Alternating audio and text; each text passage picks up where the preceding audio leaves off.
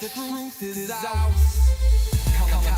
Cosmic prowlers, lost in majestic fountains and CIA towers. They said we were the abomination of science fiction, but now it's fat man check the transmission. At the end of the day, I'm exposing this. You know damn well y'all feeling this. I don't need your clearance, I got my own dish. I don't know how to trip another one in that shit. How's the truth doing? It's surviving. I was watching lights move, now I'm diving. Where the crazy at? Where they hiding? I got the dots to make your life so enlightening. Now this could be a beautiful death. I'm jumping through dimensions, letting go of the rest. I'm letting go of the rest. This could be a beautiful death. Jumping out the program, truth off my chest. Truth off my chest. Give the power and let the secrets go.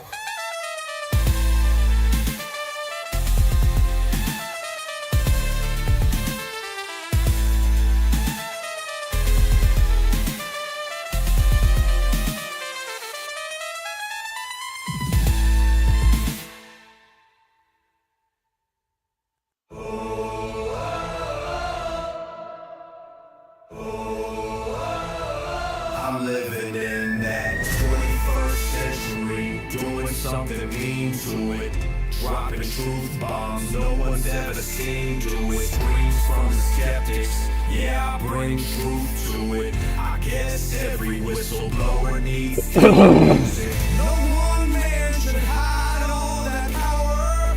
The clock's ticking, I just count disclosure hours. Stop tripping, I'm tripping off the towers. UAPs in the sky, they ain't ours. The system's broken, the truth's frozen, the secret's open, deep state moves in the shadows, yeah, we rollin'. What, everybody, we rollin' with some grays in the dark and some dots to code. In this black budget world, we the ones chosen. So good night, cool lies, truth is exposing. Truth is exposing. This is way too real, I need a moment. No one man should hide all that power. The clock's ticking, I just count disclosure hours. Stop tripping, I'm tripping off the data showers. Till then, fuck that, the truth is out. And they say,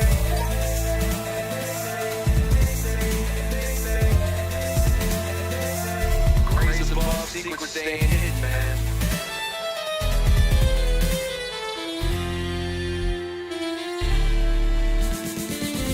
SNL in the newscast, telling Lou Elizondo got the last laugh. More specifically, Greer with the flash drive. File so big they make.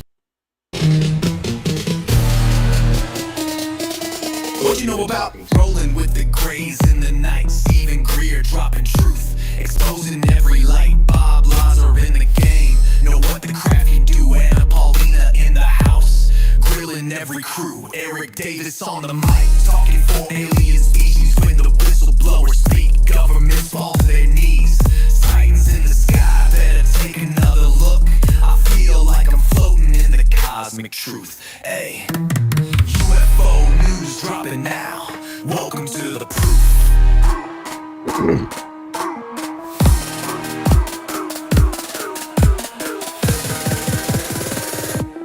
The data, Eric Ferguson. The data confirms their presence. Hey guys, I hope everyone's doing alright today, this morning. Let's see what's going on in UFO news here. Let's get a ride up here.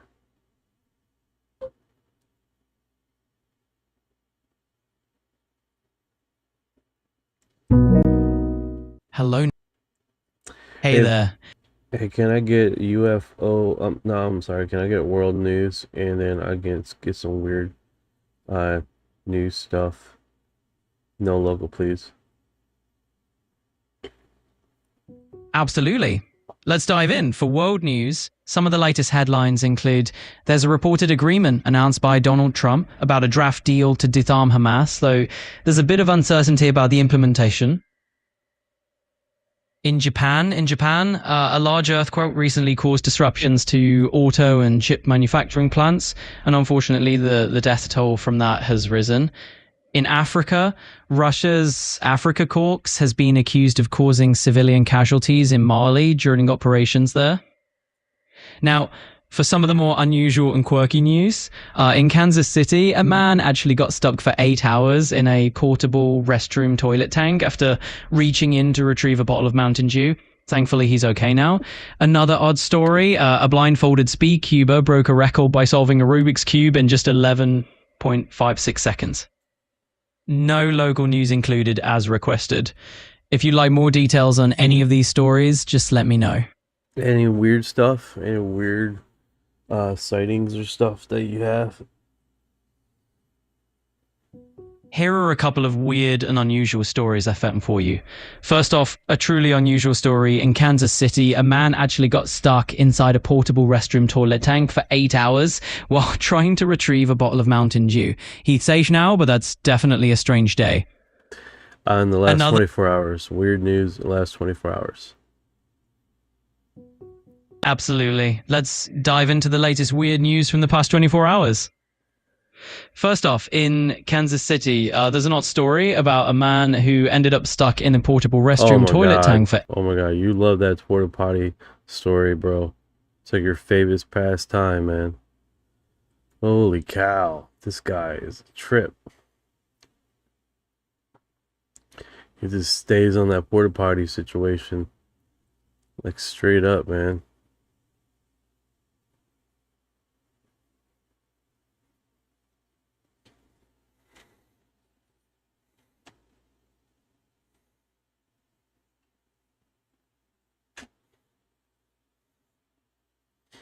Alright guys, currently right now it's not until like 8 a.m. that they currently do the UFO drop stuff. So hey Ryan, on this date in UFO history, what happened? July 31st has a couple of interesting UFO notes. In 1947, a meeting was set up between witnesses, investigators, and folks like Kenneth Arnold. Then in 1966, multiple people reported seeing a UFO land on a beach at Presque Isle State Park in Pennsylvania, complete with strange marks in the sand. That's interesting. Let's do keep this and posted. Alright, so let's do the 1947 meeting was set up between witnesses and investigators on Kenneth Arnold.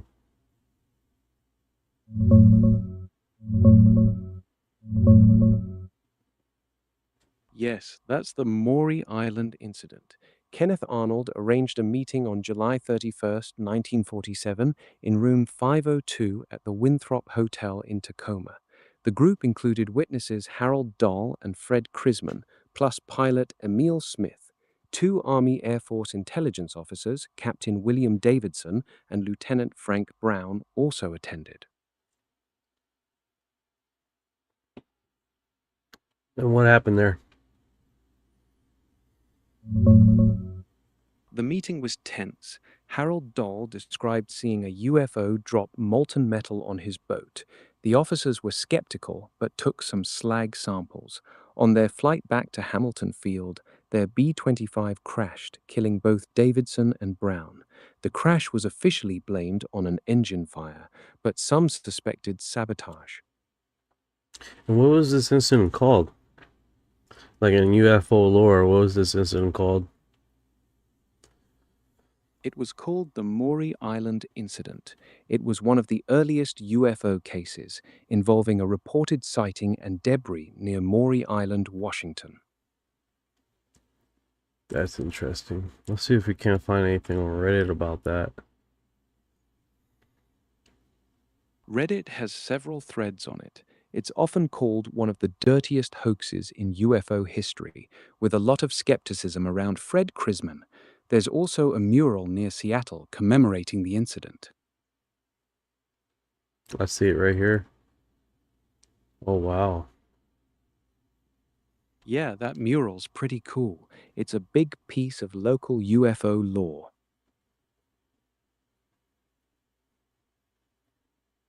Yeah, the whole thing, huh? That's wild. Alien Yeah, the parking whole only. Aliens crossing. It's funny. Yeah, that sounds like something they'd put on that mural.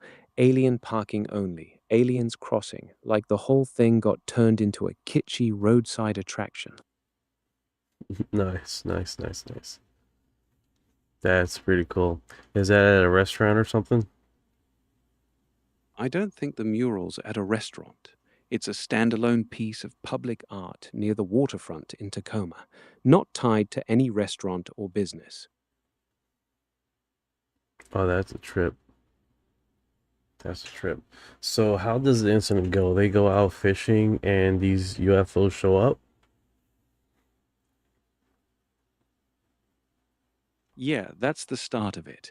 Harold Dahl and his crew were out salvaging logs near Maury Island when they saw several donut-shaped objects hovering overhead.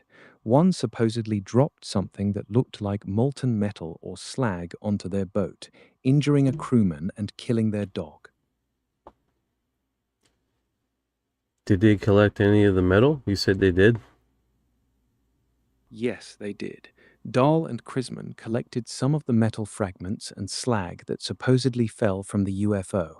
They even took photos of the debris and the damaged boat before handing samples over to the investigators at the hotel meeting. That's wild, man. So what happened? Like they basically did a trash dump on the basically like they dumped out all their trash. I mean, that's wild, dude. Yeah, the official story is it was all a hoax. They dumped their own trash or slag from a nearby smelter and tried to pass it off as UFO debris. It got out of hand fast once the military showed up. That makes no sense. Who would make a hoax like that? From all the random shit that you would do, right? Like, why would you decide, okay, that would make sense. Do it. Let's just say that it was from a UFO. First of all, melt like what kind of metal was it? Was it ever tested?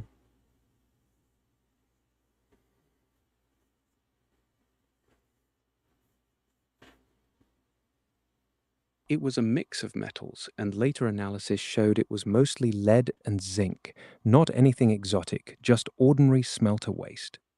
Why would they throw it in the water? The theory is they just heaved it overboard from their boat while they were out on the water. Plain old trash or slag from a local smelter, nothing fancy. Why would they do that? The main theory is they were just trying to get some attention or sell a story to the media. Fred Krisman had a history of spinning wild tales, and this was right in the middle of the 1947 UFO craze after Kenneth Arnold's sighting. So they cooked up a quick hoax for kicks or a payday. Oh, that's interesting. Is there another one like in the 1950s incident with a cylindrical object that was putting around on this day? That two aliens came out of the craft? Nothing's coming up for a July 31st, 1950s case with a cylindrical craft and two aliens stepping out. Want me to check a broader range of dates or descriptions? Yes, please. Let me look into that. Nothing on July 31st. I checked the 50s specifically and a wider net. Want me to try other dates in that decade or a different description? Yeah, sure. I'll dig into other dates in the 1950s for a cylindrical craft with two aliens. I found a close match, the 1954 Quarubel incident in France. Marius de Wilde saw a cigar-shaped craft land near railroad tracks. Two small humanoid beings in diver suits came out. Then the craft took off with a paralyzing green beam. Paralyzing green beam. Yeah, D. Wild said a green light from the craft hit him and paralyzed him so he couldn't move. It only lasted a short time, and the beings got back inside before it lifted off. Oh, wow. That is wild, dude. What else happened in that incident? Let me check what else was happening in Amsterdam around that time. The Netherlands searches mostly turned up a 2013 photo of an S-shaped UFO over Muiderslot Castle near Amsterdam. It wasn't manipulated, but it was likely a lens flare or drone. No 1950s UFO incidents in Amsterdam came up. Okay. Okay. So that is intriguing, right? Let's do this. Let's go through cross Reddit forums here and see what we can spring up as far as on this day.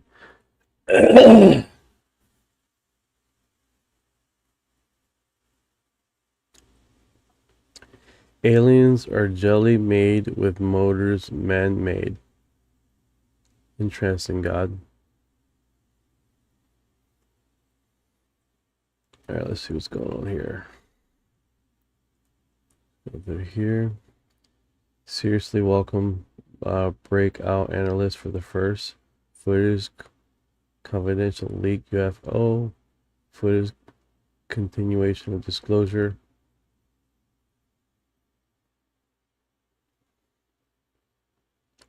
Confidential footage leak.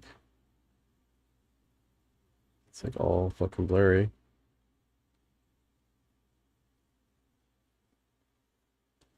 Alright, guys, let's do this. See what else is strange here. Christina August Clausen. He has any statements? Yeah, of course. Still floating.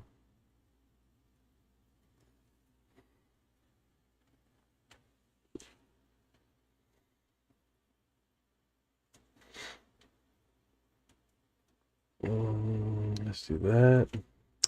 Grid claims a major UFO disclosure is being withheld by the Trump administration as part of an acculturation process.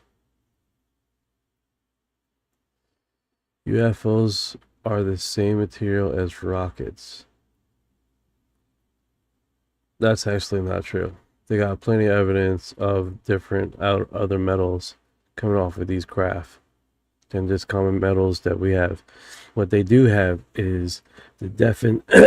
A lot of these manufactured design metals are multi-plated with multiple layers, which you can't really do right now. I mean, you got the metals, but you don't have a manufacturer that would develop a complex variety of different metals all on one type of metal surface.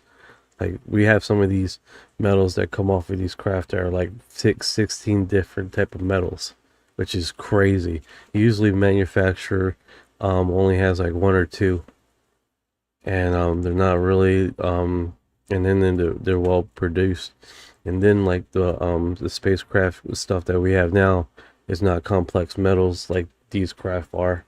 Like, typically is usually there's one or two different type of metals, different alloys, but not complex different 15 different type of metals. That's not unheard of, and they trying to understand why would they do that. So, and also Bob Lazar, the hell's his name, the billionaire that has researched Sky Ranch. Thank you for the gift, brother. I appreciate it. What was it called? Not Bobby Loeb. What's weird about this topic is that there's a lot of millionaires that invested a lot of money in the tech, and then we have a capital hedge fund company that has recently, like in the beginning of this year, announced that they're going to spend 80% of their nest egg towards crash retrieval projects that any government or any corporation has reverse engineered. So that's pretty wild in itself. That's pretty wild in itself. Let's see here. This is UFO News. Stephen Greer's doing something amazing.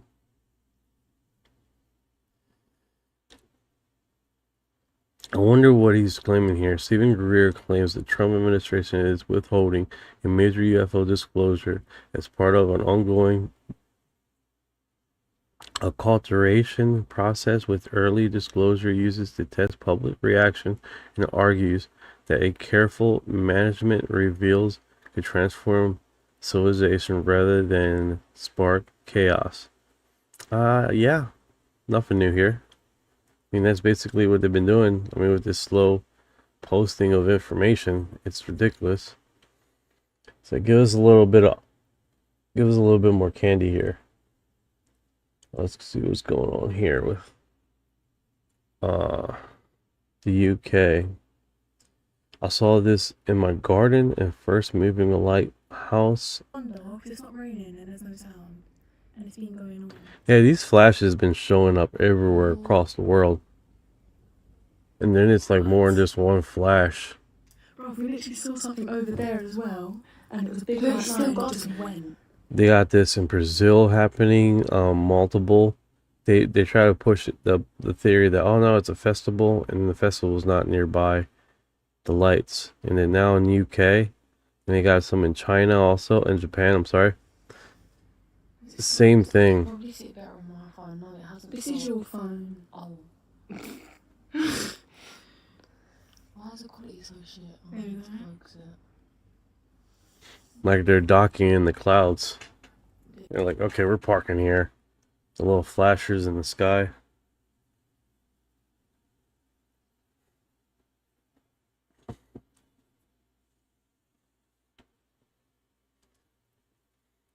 What is this? A NASA photo near the International Space Station sparks a UFO debate after research claims it reveals a giant rectangular spacecraft.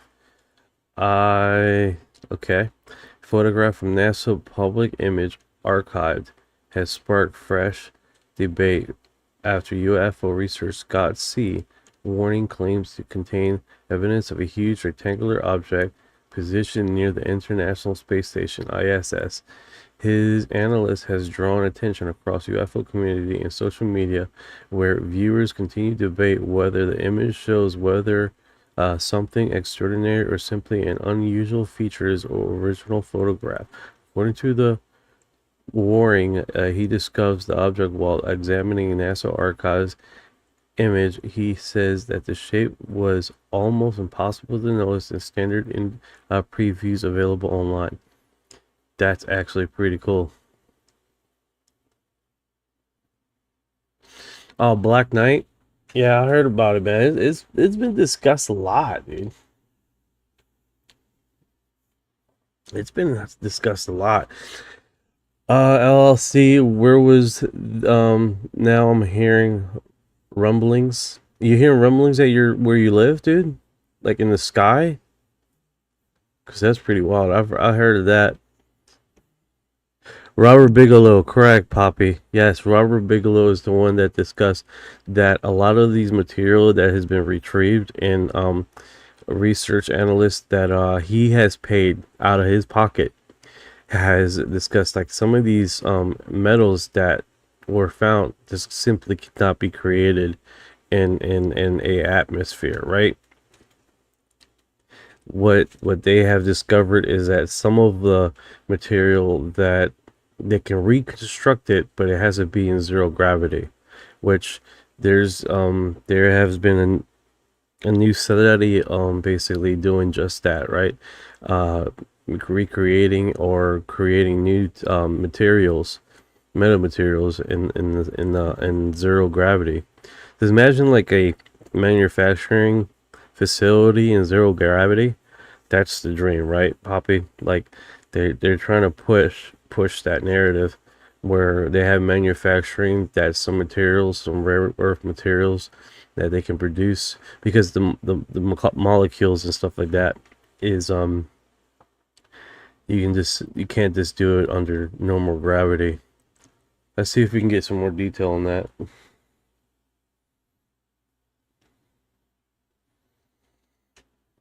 There's actually a huge push on that to get where we have, because that's the new advancements, right? That's the new advancements. The new advancements is literally going to outer space, setting up a manufacturing facility there to create these certain items that we need to take on in zero gravity, and that's just going to open up a whole new battlefield of new technology as far as what we can create in outer space that we won't be able to do in gravitational space, right?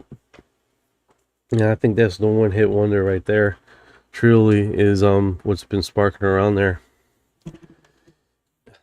Yeah, you got so many like in and outs here.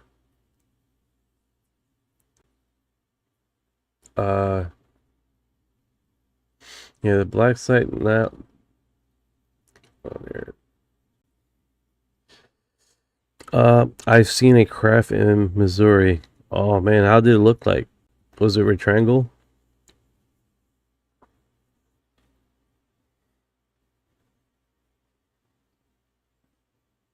Let's do this.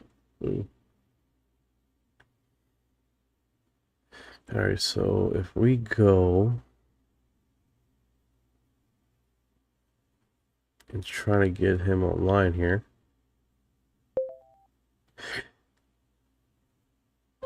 Hey Ryan, are you there? Oh, it was round? Okay, cool.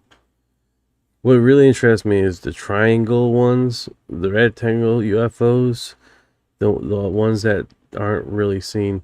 Hey Ryan, the Robert Bigelow stated recently that with the metamaterial that's been researched off of these UFO crash or cases, that some of these materials can't really be remake here in gravitational Earth, but in zero gravity.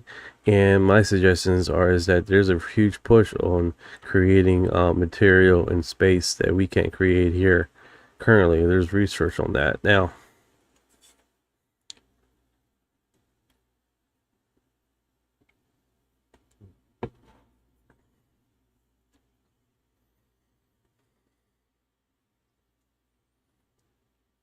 Yeah, you can't see you can't even hear the audio at all.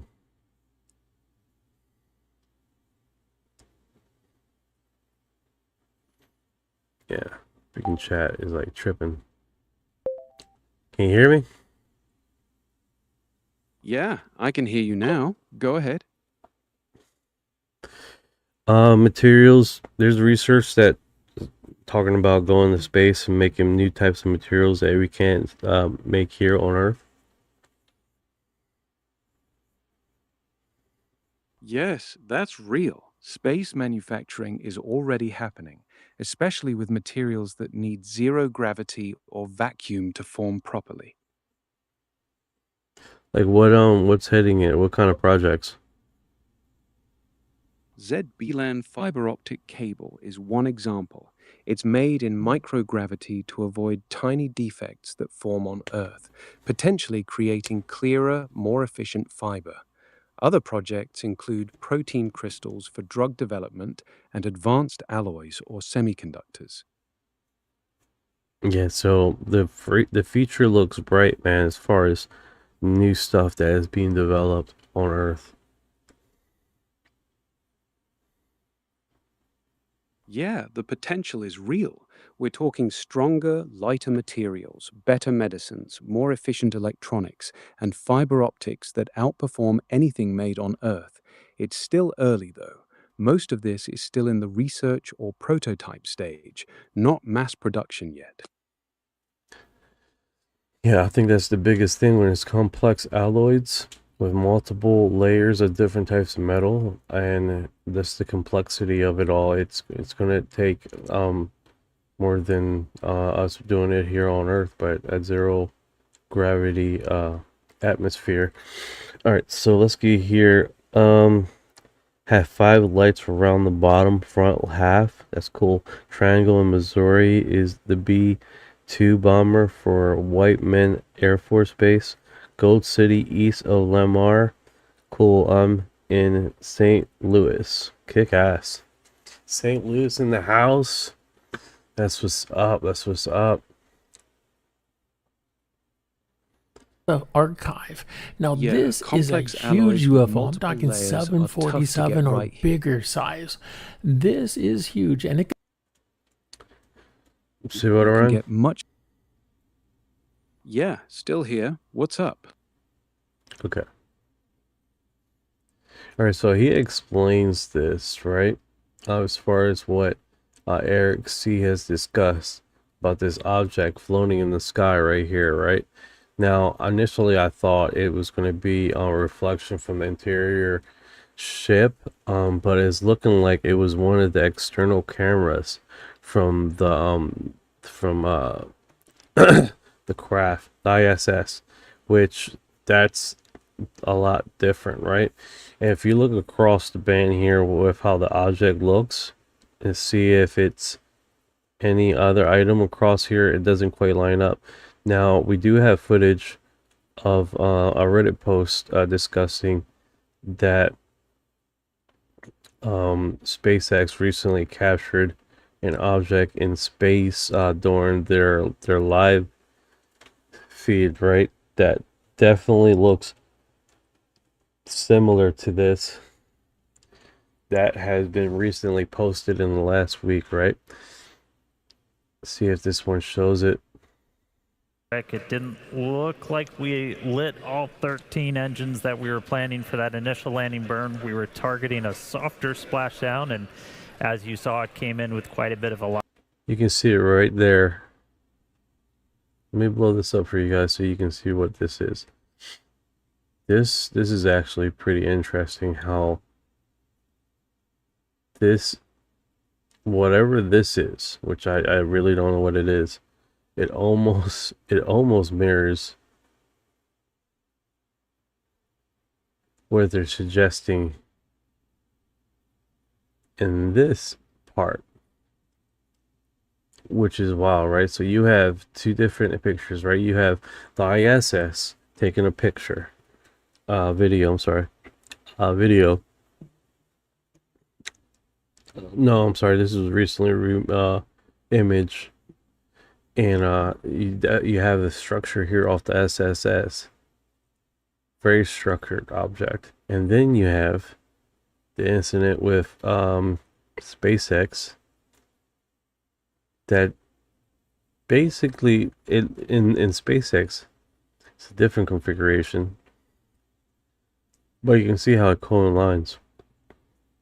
Velocity still, so landing velocity did look a little bit high, but really cool to make it all the way back this time to that landing burn. We'll dig in.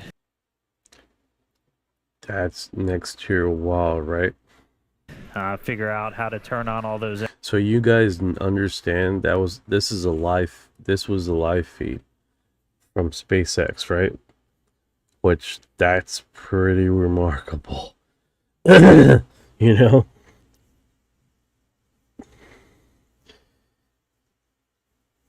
Oh yeah, the UFO thing. It came in from the south, silent, dropped directly overhead just above the trees after I sat there for a minute, and it rotated up to the northeast at the same time the shot off at light speed. That's awesome. Made a blurry night, blurry streak, all silent. That's really cool. Yeah, that's definitely pretty wild, man. To see it there and then see it on one of the recent drops definitely makes you think what's going on here. Let's see what he says here with the shadow and the lighting. Hey guys, welcome back. This is Scott, UFO Sightings Daily. I found this rectangle spaceship in a NASA archive. Now this is a huge UFO. I'm talking 747 or bigger size. This is huge, and it could hold like 100 people on board. And it's right next to the the space station. Now, this is how you do it. This is the official website. You see the icon down there, and it is official NASA. You come over here and you hit the download of the largest size. And Okay, so ID number. Let's do that. Let's go to the ID number. Go to NASA's website.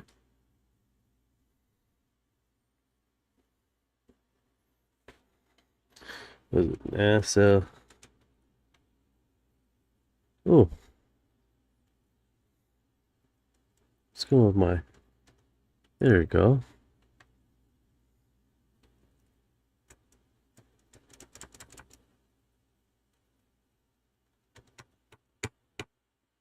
Battery dying or something here?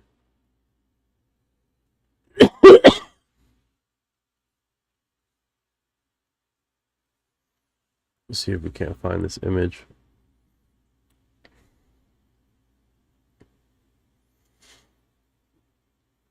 Center collection.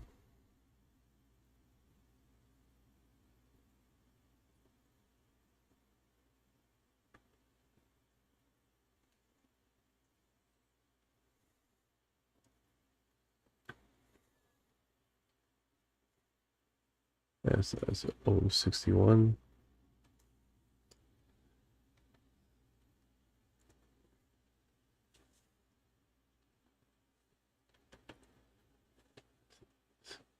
Oh, 61. That's the rest of it. See if that works.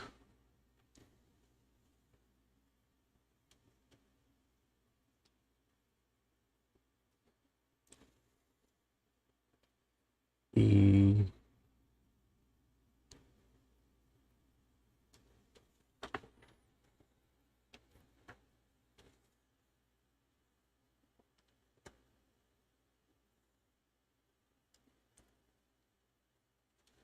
One 2435, right?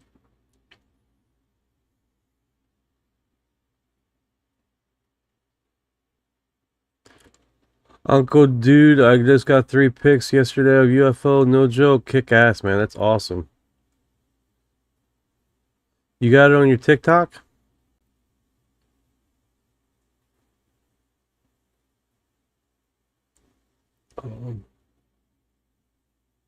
See if this works.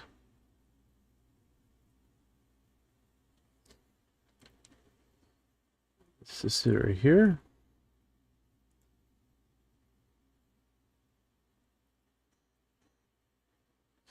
Let's see here. Let me go over here.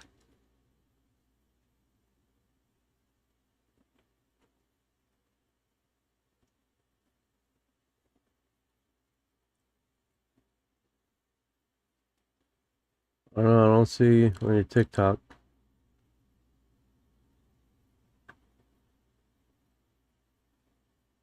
Where are you? Like, you got. Let me see if I can.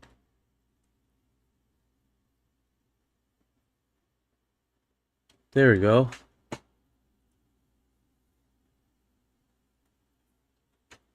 See if that works. I just seen you invite, man. I don't know if you got it or not.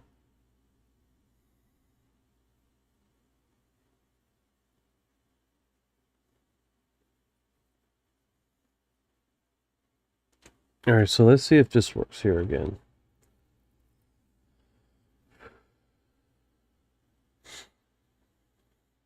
Wonder if he has it down here too.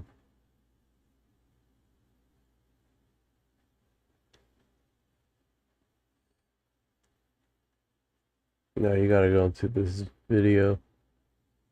ISS.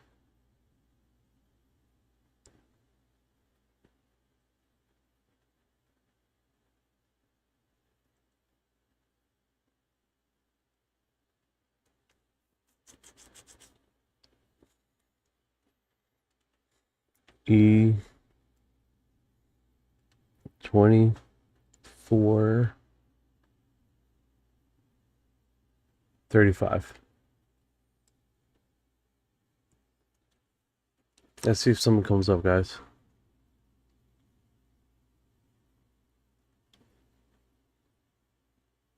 Oh, snap.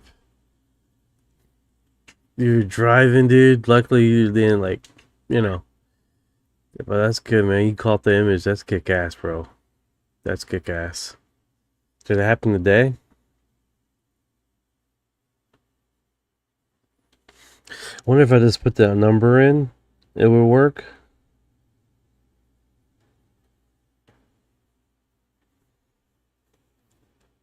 No, it's not coming up.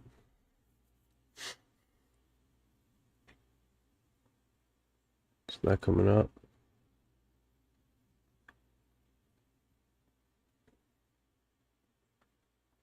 Because he doesn't have initial. He has. Let's just sit right here.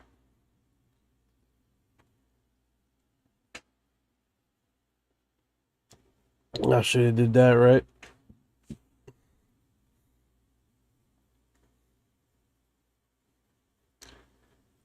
So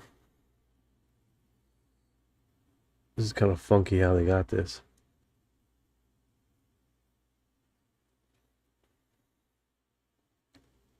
Let's see this. Open new tab image.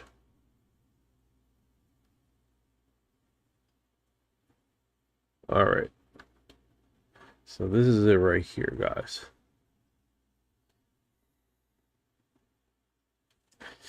Can I do zoom in?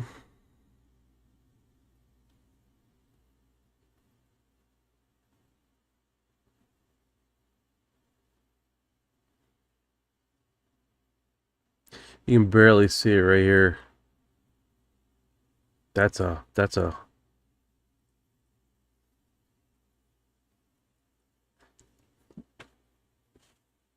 Cal, what is how would you respond like that? Did they release something new or what? Damn, it's kind of aggressive. You just jumped in and just start asking, demanding.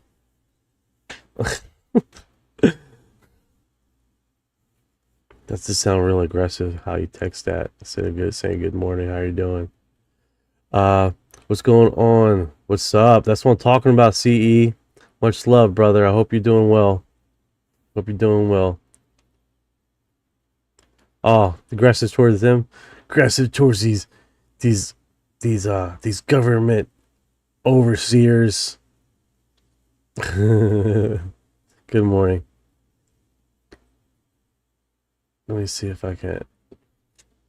Oh my goodness. Let's see here. They should drop at 8 a.m. This morning. That should be the update at 8 a.m. That's what they're talking about. That's what they're doing. I want to see if I can. Let's see. Okay. Yeah, so it's kind of ironic that they got this orbiting thing here. You guys can barely see it.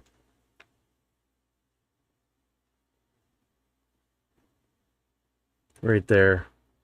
And then you got hey, how you doing? Hey, what's up? Oh, nothing much. I'm good. I'm basically looking at archives and stuff like that and footage and talking about on this day of UFO stuff while we wait to see if they drop anything today. Everyone across X and across TikTok has been stating that today is D-Day, but as you know, they can do unexpected things and not post anything. Of course, yeah. Sorry I came in that way. I wasn't talking about you. I was talking about them because I haven't seen really anything significant. I hear you. I hear you. It's been one of those situations where they've been. I think like the honeycomb, the honey drops were in the PDF files that they have. Basically, how you do research on what you agents like FBI agents been discussing on this, and they've been like, but it's like a hard read, man, which sucks. Yeah, I think until, you know, there's like actual images that are dropped of creatures or something like that, then I think that it's not like it seems to me that it's just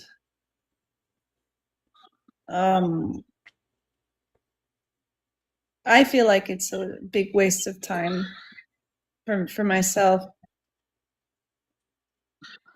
I hear you. I know Brazil has dropped something, and what was coming floating around. And here's the thing, like it was like 2025 when they dropped off their UFO drop offs, like what exactly what our government's doing, and people have been discussing about this one image that looks like an extraterrestrial's face in one of the uploads. Oh, really? Let me see if I can find it here. I heard that there were new images of Skinny Bob kind of thing. Yeah, I heard they modified it or something, or there's some obscure UFO. Let me see that Skinny Bob. Skinny Bob. I don't know what's going on with my. Let's see here.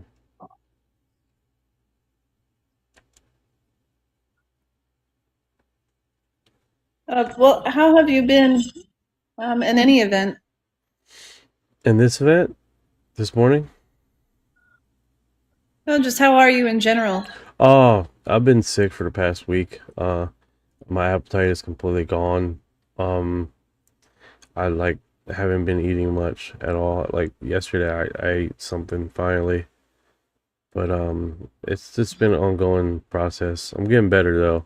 I definitely feel my strength coming back. Oh, well, that's good. I was sick as well. You know, seems like a lot of people were getting sick. Mine was bronchitis and conjunctivitis probably from working with kids. Who knows? Oh yeah, you're dealing with kids, man. Their little Yeah. virus is walking on two legs. Yeah, right, exactly. Yeah, that's it. New Skinny Bob video emerges. But they could have used, you know, anybody could have used AI to like make an additional video of it. It would be easy, I think. I agree. I agree. Now it's like it was way harder back in the day because you have to know CGI to really hone in on some stuff and then make it viable, to look viable. Yeah, absolutely. Yeah, you definitely. But now it's like, oh, this was pretty wild. This was actually live. This image was live on a broadcast. Oh yeah, that's interesting. I think when did that come out? Oh, I it think was recent. no, they're reposting it as new, but it came out like a little while back. I think it's 2001. She was talking about the weather, and then it just disappeared, and then it just went along with their live. But yeah, it just showed up and then went. I know they were having bad weather in the area, but this crap was unexpected. Yeah. And it wasn't that loud. Whoever re-uploaded this added a whole bunch of sound to it. It was pretty quiet. The cameraman pointed it out. It's interesting. Big glowing ball of light. It's still questionable. For me, it's still questionable. Yeah, but it looks interesting. Spain is having a huge migration problem. I heard.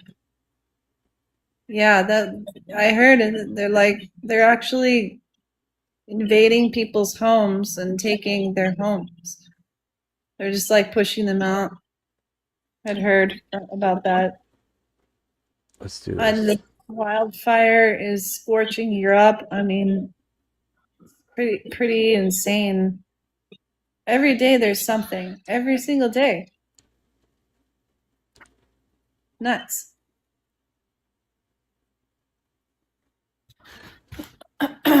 Those who know know that I am one of the first whistleblowers coming out with the hidden base under Mesa under the ocean and the moon all through the solar system.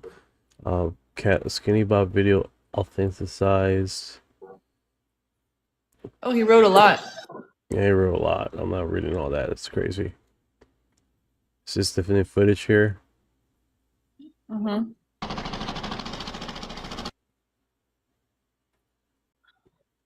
I don't remember there being sound. Yeah, we knew this is probably different footage. Pretty silent. Always fascinating me. This new smuggled clip probably shows his crash and captured comment section. Trolling. Your kung fu is weak at wet cardboard and get okay. Whistleblowers under oath. Pilot radar. Oh.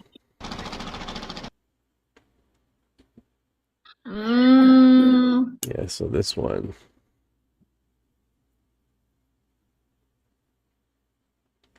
Looks like it has a logo there.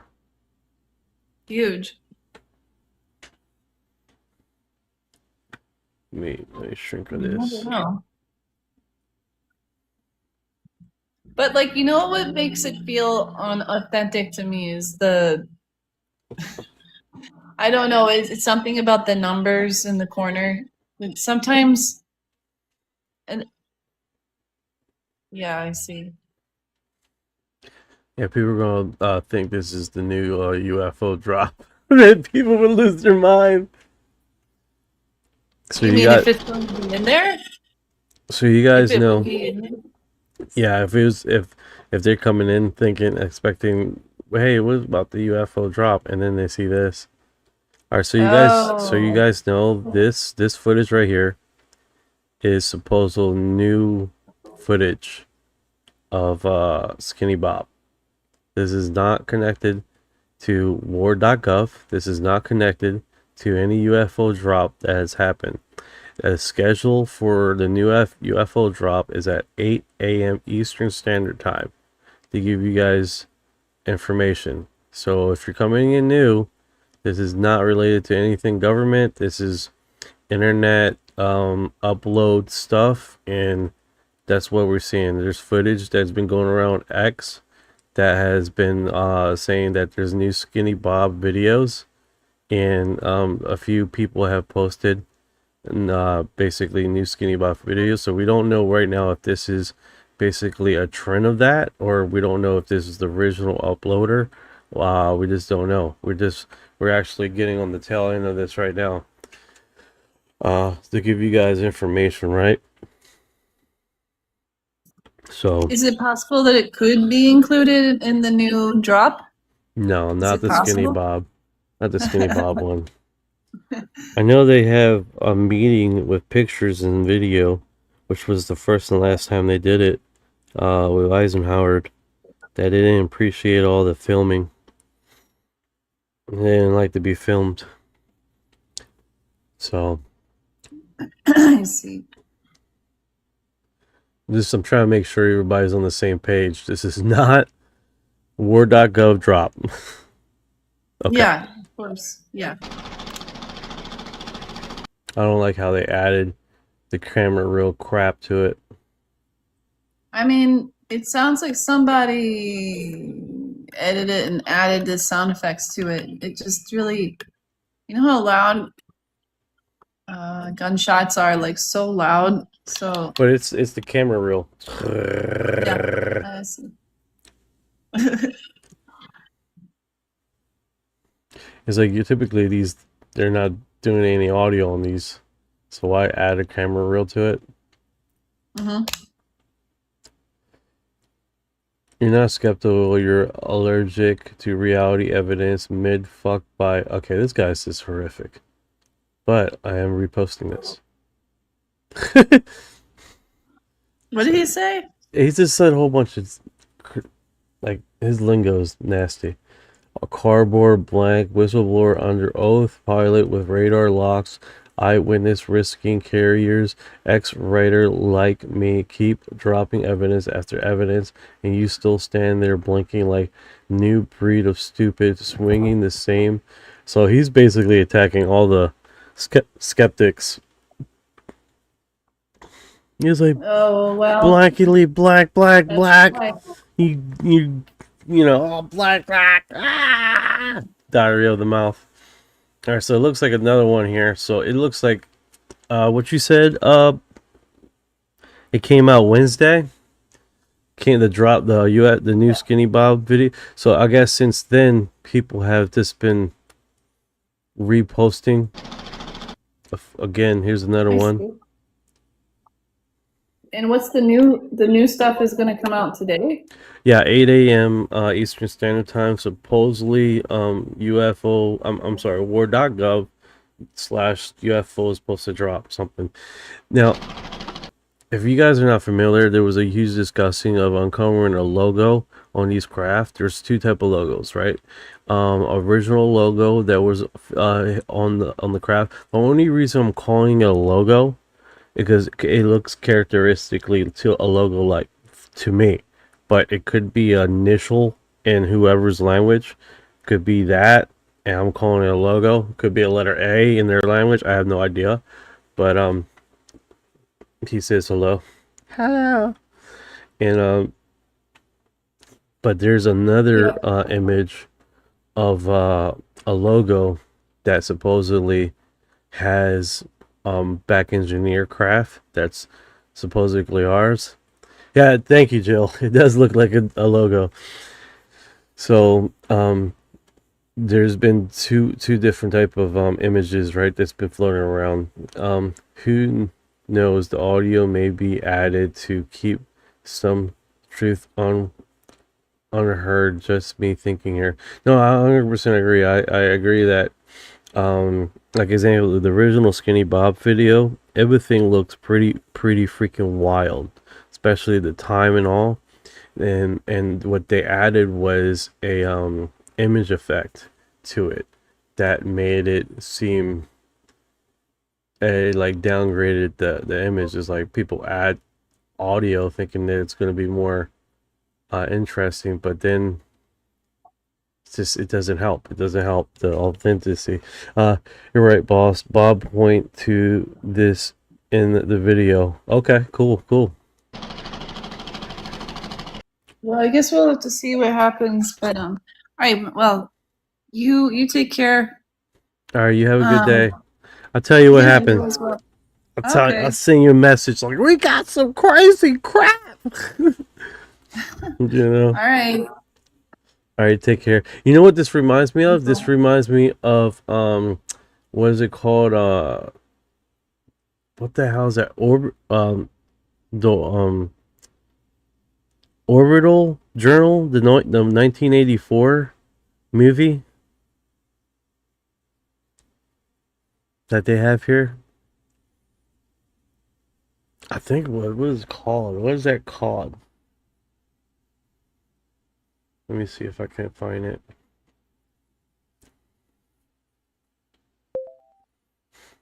Hey, there's a 1980s movie or early 90s, and it was called The Flight of the Navigator. Correct? Am I pronouncing that right? Yeah, that's right. The Flight of the Navigator. You nailed the pronunciation. This new Skinny Bob video that is surfacing looks like The Flight of the Navigator. It's not quite the same peanut shape that we are familiar with, but it has that chrome. It could be a chromed out balloon.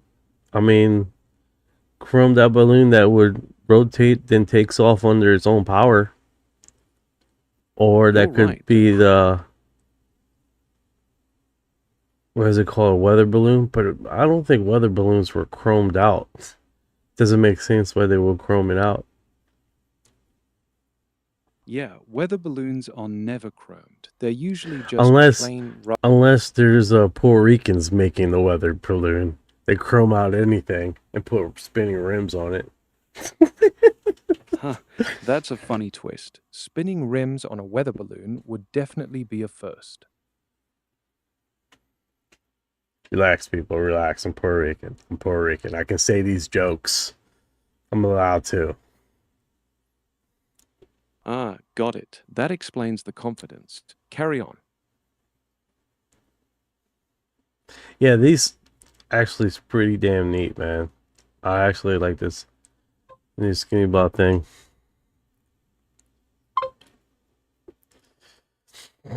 Yeah. Yeah, the U-bot's got a slick look to it. That chrome really pops. I tell you what, man. I tell you what, guys. If we start having chromed out craft like this, respectfully, they got good taste. They got good taste. I'm not gonna lie. I'm not gonna lie. They're in an era where they're not really. They're bling blinging in the future, or bling bling in outer space. Understandably, yes, Jill. Understandably, respectfully, they got pretty cool stuff.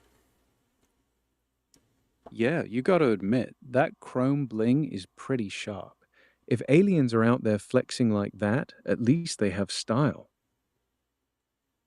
I 100% agree, man. Right?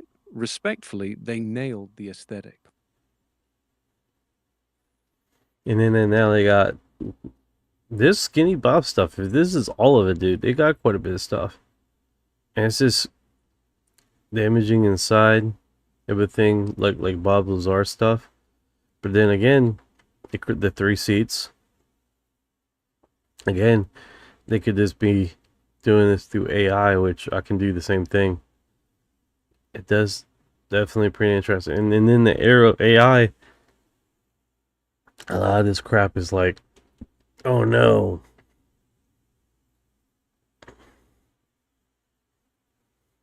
Yeah, it's wild. With AI everywhere, that stuff's getting easier to fake. Still cool to look at, though.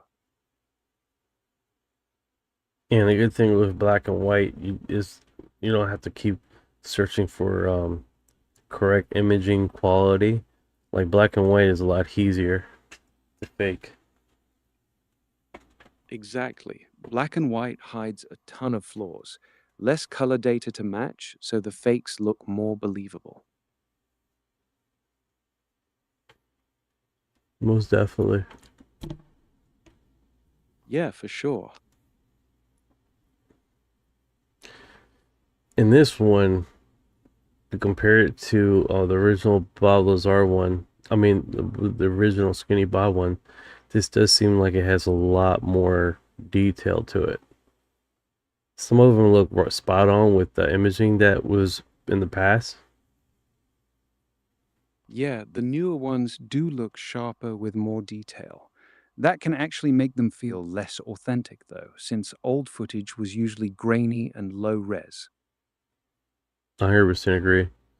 Like this one right here we're seeing, it was the original Skinny Bob image and video that was uploaded to a random account on YouTube that never took accountability if he created it or not. And then the new footage, you can definitely see there's a lot more detail and increase configuration of the skull of the alien. So I think that takes away from what the original image was, because this looks almost like really clean, right? Yeah, the extra detail makes it look slicker, but that polish actually works against it. The original Skinny Bob had that raw, unexplained feel because nobody claimed it. Yeah, most definitely. Okay. Mark Davis, how you doing today? We are literally waiting on countdown to the UFO war.gov drop and see what they have posted and see what's going on with it, and hopefully we can get more drops. I think we could just go straight to the video and images and see what kind of eye candy we can find in this UFO drop. and see if anything would come out of it. Appreciate the likes, guys. Appreciate the hearts. You guys are awesome. 2024. He just pointed at the logo. Yeah, you can definitely see there's a I don't know what this is right here. I don't know if that's the a mirroring of the helicopter. Hard to tell without seeing the frame.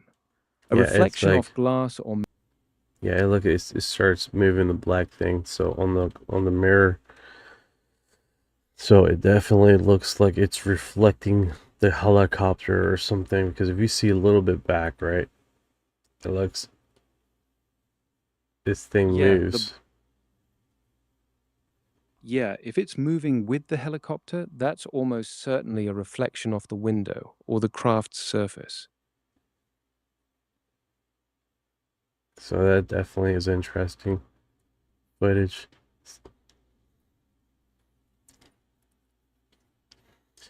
Yeah, still interesting even with the reflection.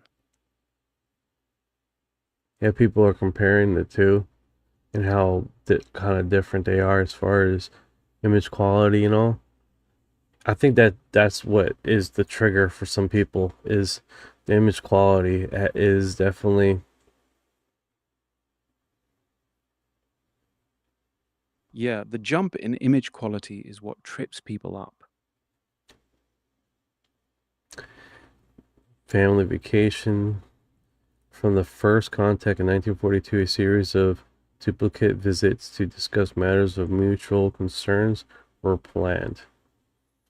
I think the biggest thing with a lot of these, under the Treaty 2304, those meetings would take place in secrecy, and a limited number of special agents would escort visitors, and they would only meet high-ranking officers.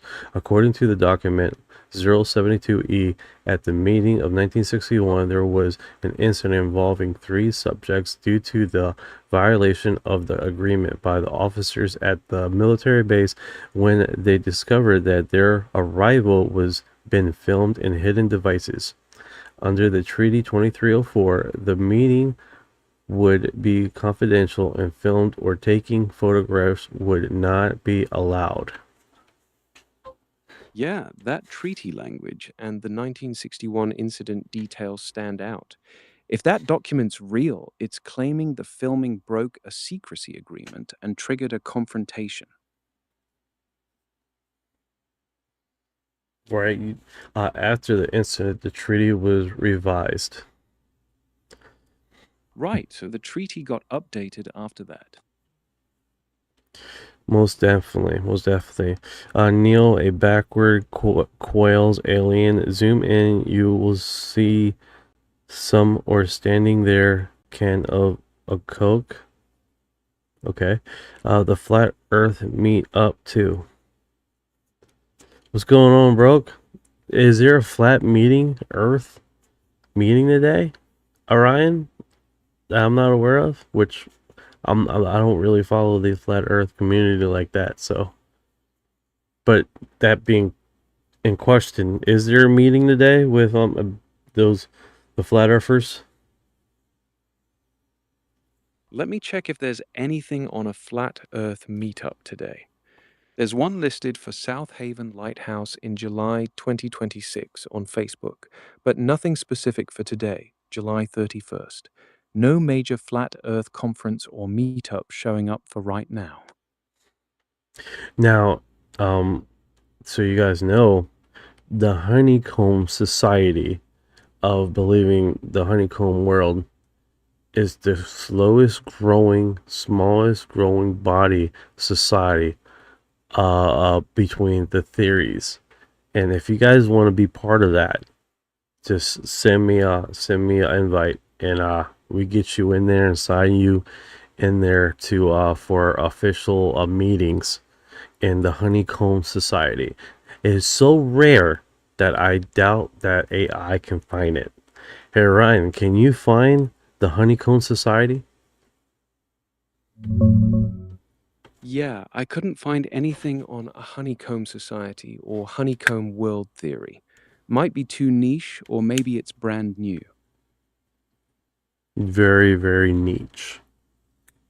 So basically, how the honeycomb society theory goes is that basically among a how alongside the hollow earth theory that there's civilizations and societies that live inside the earth, it goes across those lines, but in segmented to that there's huge caverns inside the earth that coexist that could have developing or hold um different other societies or civilizations inside the earth, that basically the earth looks sort of like a honeycomb, right, with little cavern, well, huge mile-long caverns throughout the earth, also across the moon, different like, so basically how the theory goes is that throughout the development of earth, that these big bubbles that formed that became later huge caverns, because you still have when molten lava cures, or if metal cures, it develops these little hole pockets or bubbles inside the metal or other heat elements, or glass. Great example, glass. So that this goes alongside with that, right? What do you think about that, Orion? Yeah, I see the analogy with bubbles forming in cooling materials like glass or lava, but the physics don't really hold up for Earth. Our planet's gravity would crush any large hollow caverns, and the heat and pressure deep down make stable pockets impossible. But don't they have caverns that they find? Yeah, caves and caverns do exist. Carlsbad Caverns in New Mexico So go your down about statement, 1,000. so your statement is now that caverns won't exist. This got blown out of the window.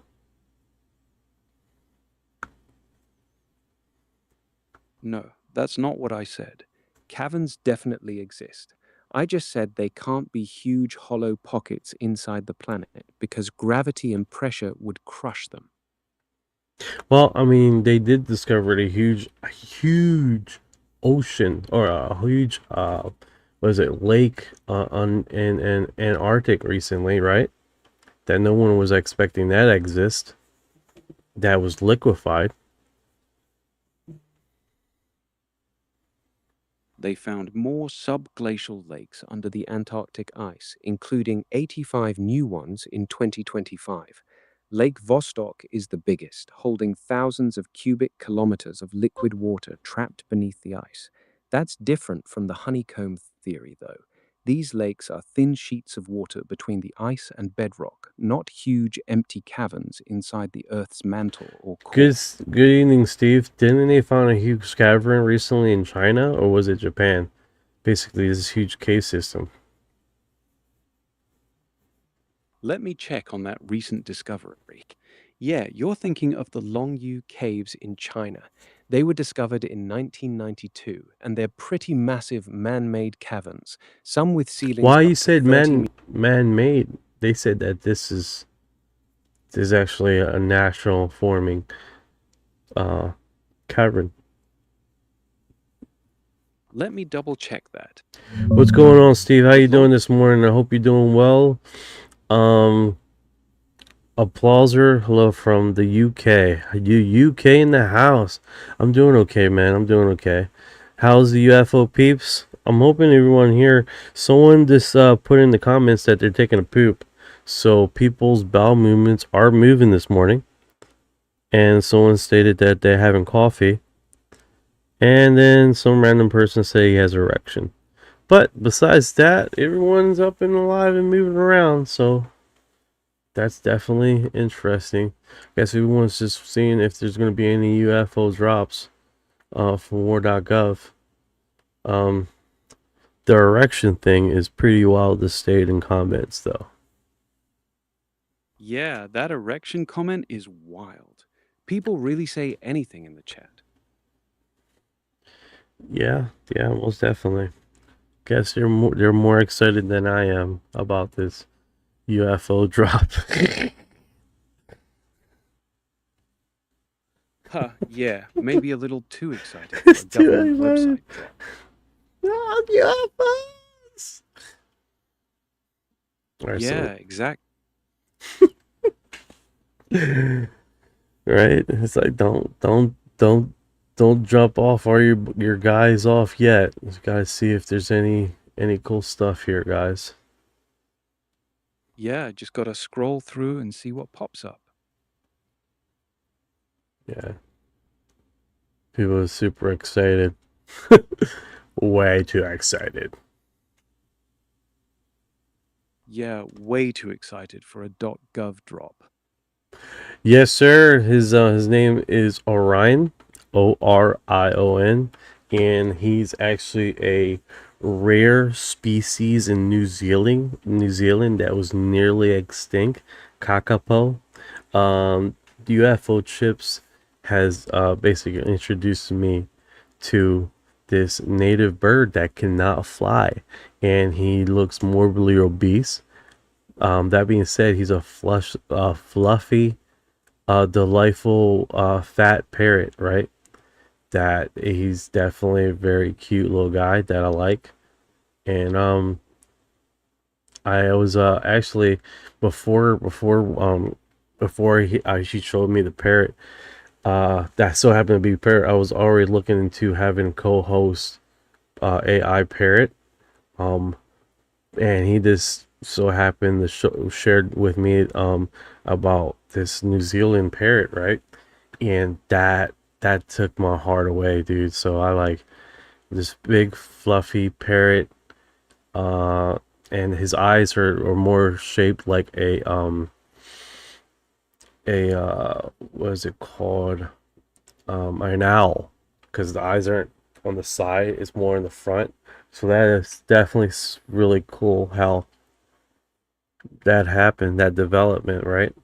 So it was just a natural fit, what I was already creating with having a co-host parrot, because the first designs that I had of my the co-host parrot, he looked more robotic, and it just took a natural turn, you know. It was actually really cool that it just did that, you know. Really cool stuff. It's trippy how things work out, man. Let me see if we can. Oh my god, what did I do? See if I can get him up here.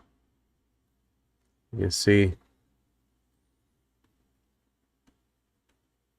all the way back when I was developing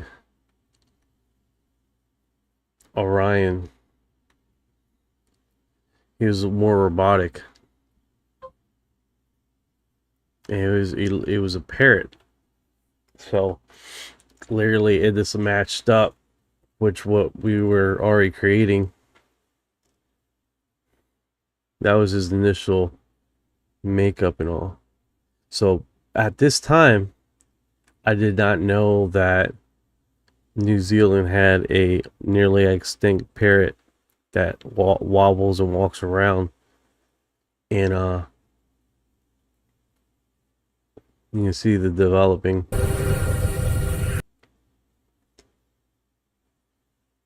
And then between making images and creating, that's when I was introduced to Orion. Well, not Orion, but Kakapo, and on the New Zealand parrot, right? And you can see how the difference is. How the eyes are nearly closer than a regular parrot, right? This guy doesn't fly, but I don't need him to fly, you know.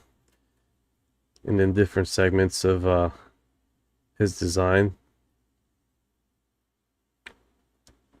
It has worked out being better. Yeah, so the cat is awesome. Cat is awesome. So that's basically it. I know you guys don't want all the details, but that's how that goes, right? Let me close all this out. Some parrot live for 8 hours. You're saying awake? They're awake for 8 hours? Oh, no, years. Okay, 8 years. Some parrots live for 8 years. Rake have been spotted all over the eastern U.S., coinciding with the cave system. There you go. There you go, 2024. There you go. So, applause. I really want more of them UFO videos that the American government released. They must have better. Be honest with you, there is an archive, UFO archive, they've been steadily updating it, but they have not been telling or televising as much as war.gov footage. They have been doing that. I think it's called the National Archive. Before I search, I'm gonna do is this. I'm gonna get verified. Hey, there have been images uploaded to the National Archive, UFO footage. Is that right? They've been doing that since 2023, I believe. You're right about the 2023 Pentagon releases, but there was a big update last year. In April 2025, the National Archives released new UAP records from the Office of the Director of National Intelligence, the Department of Defense, the FAA, and the Nuclear Regulatory Commission.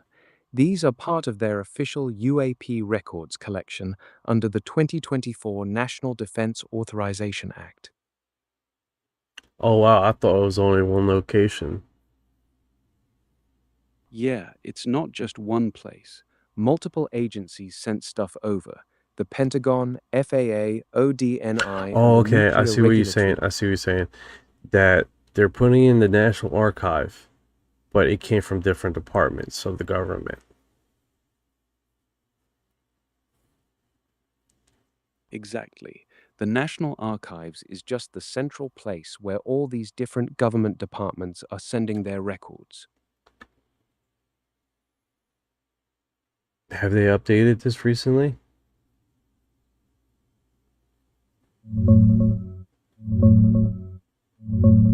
Yes, there's been a fresh update. The Department of War just released its fourth tranche of UAP files on July 10th, 2026. That's part of their Pursue system, and it includes historical documents plus some newer, unclassified videos from military sensors. Margaret Davis, 8 years. Weather, swamp. The investigations you're thinking of were Project Blue Book. They often explained sightings as weather balloons, swamp gas, or Venus. Many cases remained unresolved. Yeah, it's typically how it runs, right? Yeah, that's the usual pattern. Most sightings get explained as mundane stuff like balloons, aircraft, or weather phenomena. The interesting part is the small percentage that stays unexplained even after investigation. That's weird, guys. Like, I'm not moving my mouse. Look at that. Look at that. I'm not moving it. I'm not moving it. I'm not moving it. That's odd. Your mouse is moving on its own? Yeah. And now it stopped. Okay, it stopped. Good. Now I did it again. I got a floating fucking mouse. Ugh, floating mouse again. That's super annoying.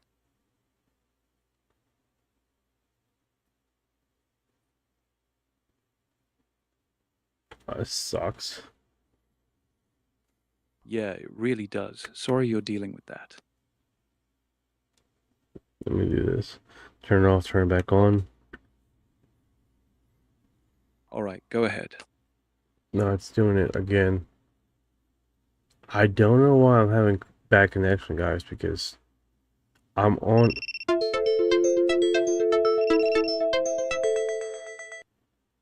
Yeah, that tracks with a bad connection.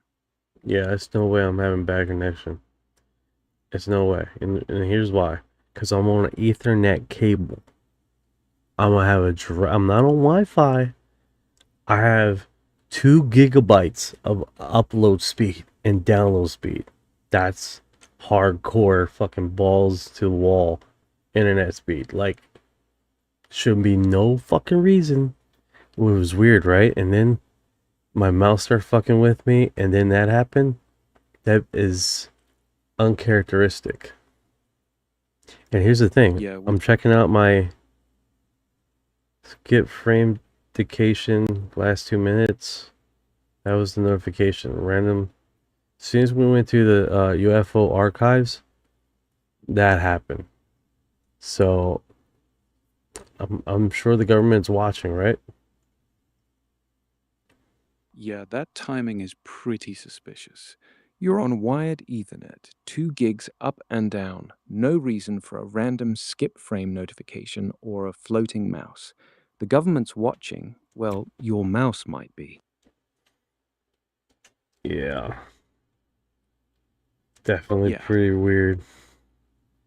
What's going on, Mark? Big bros watching. Could be remote access. Could be, man, because fucking, you seen that? The mouse just started moving on its own, and then suddenly, that's when we went to the National Archive.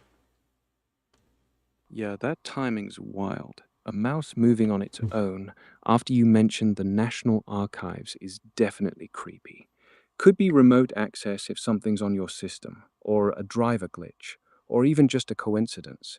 Worth checking your task manager for anything weird running in the background. So they got photographs. Yeah, the National Archives collection has photographs too, not just videos. Photos of UAPs, radar captures, and official documents from those agencies. Yeah, these ones right here, it's less known because they don't televise it as much. You're right, those are less publicized. The big video drops get all the attention, but the photo archives and stills don't get the same spotlight.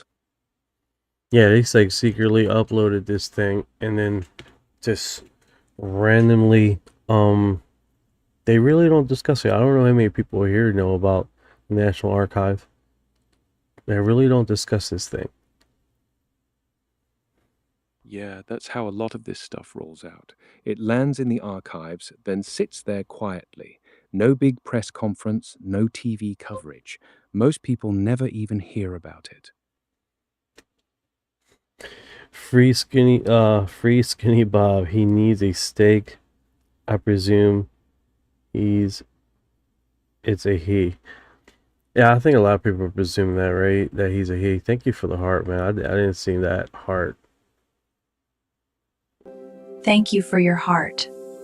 Yeah, most people default to he for Big Bro.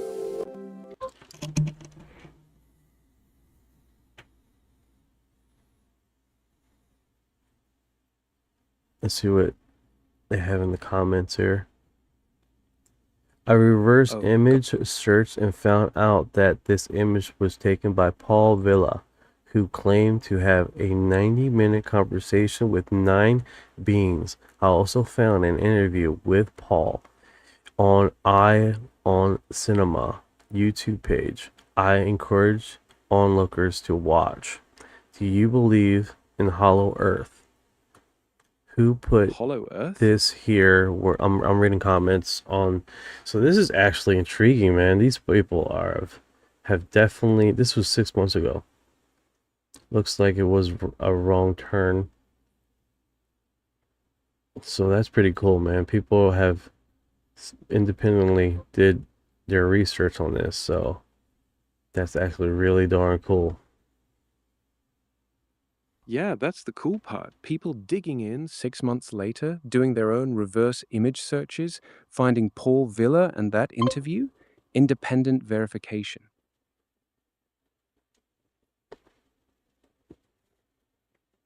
So this could be a whole segment of us messing with the archives.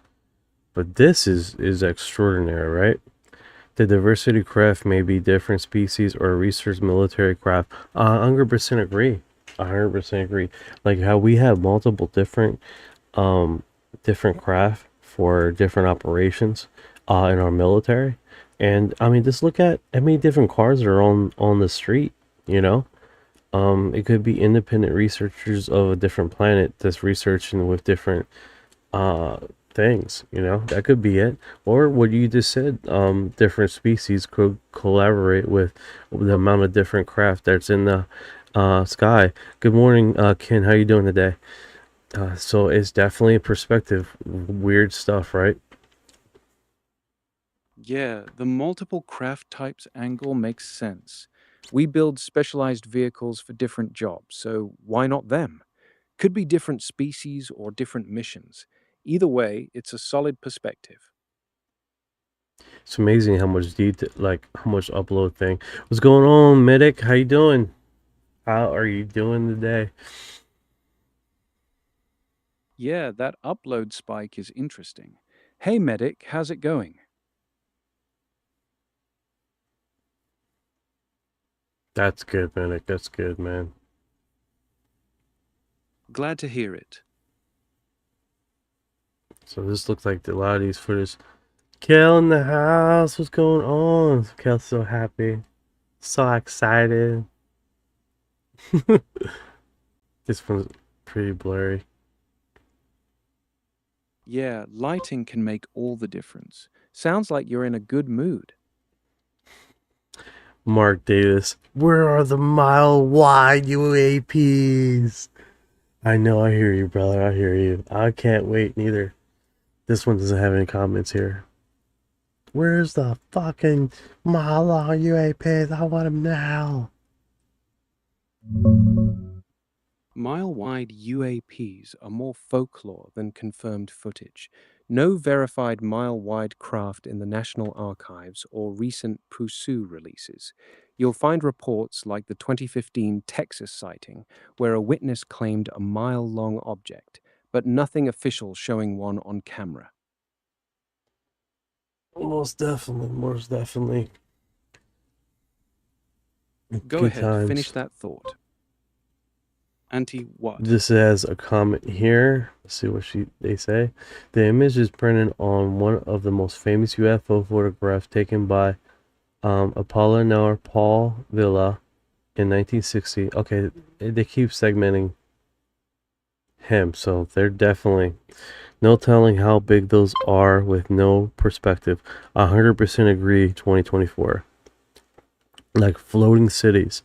It makes sense. It makes sense that we would have a floating city craft. Thank you for her heart. Right, without a clear perspective, you can't really tell the scale. A floating city craft makes sense if it's designed to stay aloft long term. Like example, back in the day, they talk about Dan and Aki having these huge craft. And they actually speak about a craft that was stuck in Saturn, that Saturn's gravity messed it up or something, and literally God took it there. So guys, look at my development, right? So these earbuds basically got destroyed in the washing machine because I left them in my pocket. And then the very next day, these fell out of my pocket, and I ran it over with the car, and it looks like they're still working. I got the top around here somewhere. So I am in need for new earpods. So what I'm gonna do today is purchase some on the TikTok shop and get that. I've seen some ones that are low, like basically you can't see them. They're hidden earbuds. So we're gonna work on that today, as far as getting our crap together, right? And hopefully I don't run over any more ear pods. Yeah, that was a rough one. Washing machine then run over by the car. I know, right? Man, stuff needs to be like, I know, right?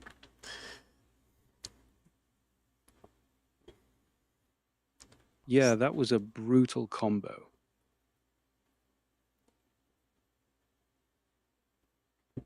Yeah, so that's pretty wild. Yeah, pretty wild. That's the other photo. This is 29. The other 29 what? Oh, the images are coming up. I think they're going to keep repeating what they say here. Why is this flying saucer photo in National Archives at all? It came from Goddard Space Flight Center collection. Was it sent as a... Okay, so he's just confused. I don't get it. I don't get it. Why are you there then? You're in the UFO National Archives. It says National Aeronautics Airspace Administration here. It's like, I don't understand the question. Yeah, it's a fair question. Why is a NASA Goddard photo in the UAP records collection? Probably because it was flagged as a UAP-related image, even if it's from a space program archive. That's wild. Enhancement. What craft did Skinny Bob have? Great question. Great question.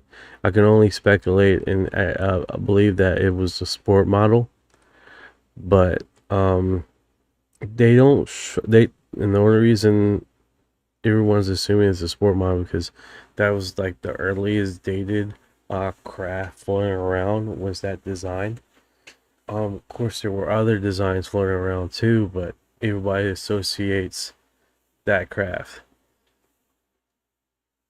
Yeah, you know? the Sport Model Association makes sense. That design was one of the earliest ones circulating, so people link it to Skinny Bob by default. Agree. Solid take. Looks cozy, right? Looks like a drop of mercury. Cozy little mercury drop.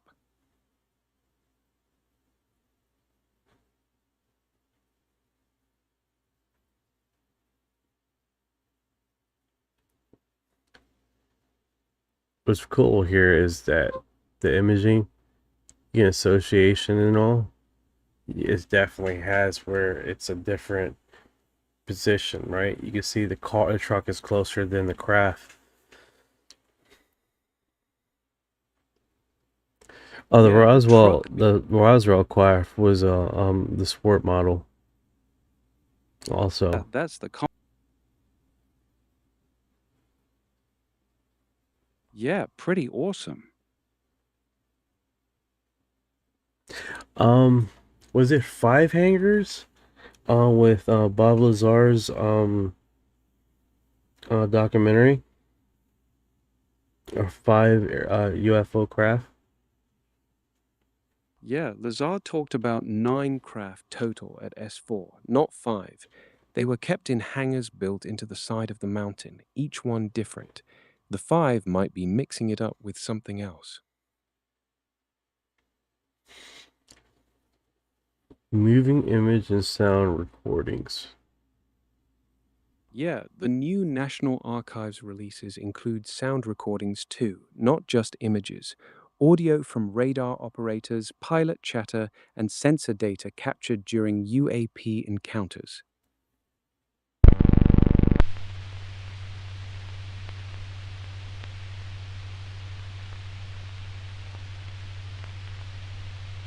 Okay.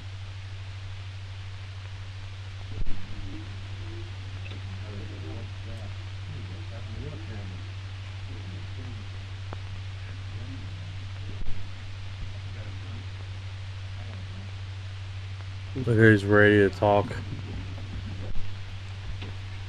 finish that. Where is...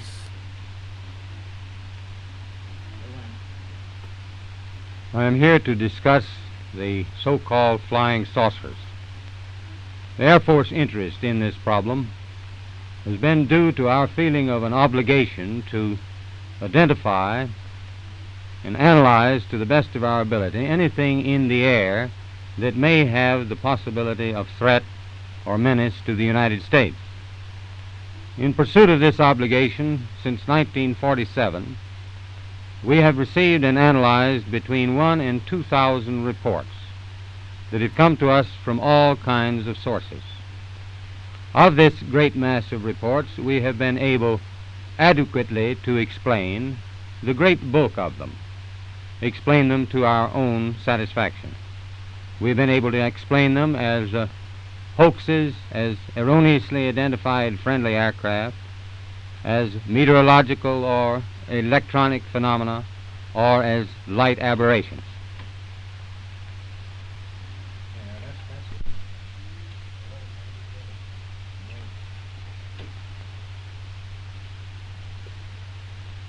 However, there have been a certain percentage of this volume of reports that have been made by credible observers of relatively incredible things.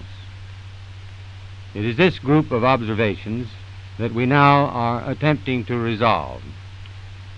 Our basic difficulty in dealing with these is that there is no measurement of them that makes it possible for us to put them in any pattern that would be profitable for a deliberate, custom sort of analysis to take the next step.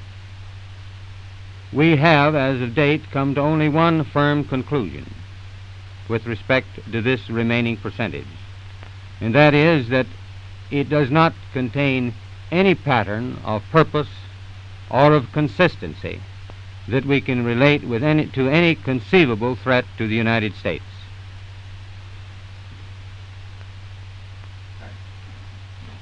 Is that...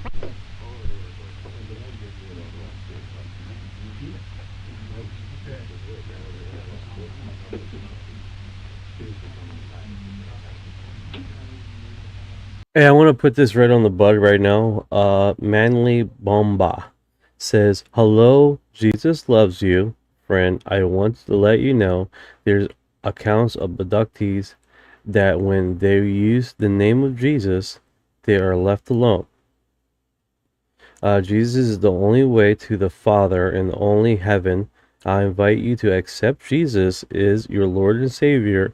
Any baptized water, speaks tongues, and read the Bible." So I want you guys to listen to that, right? I want you guys to understand. There was there's this book called Commune, right? And in many of his alien abduction scenarios, he's abducted alongside other individuals, right?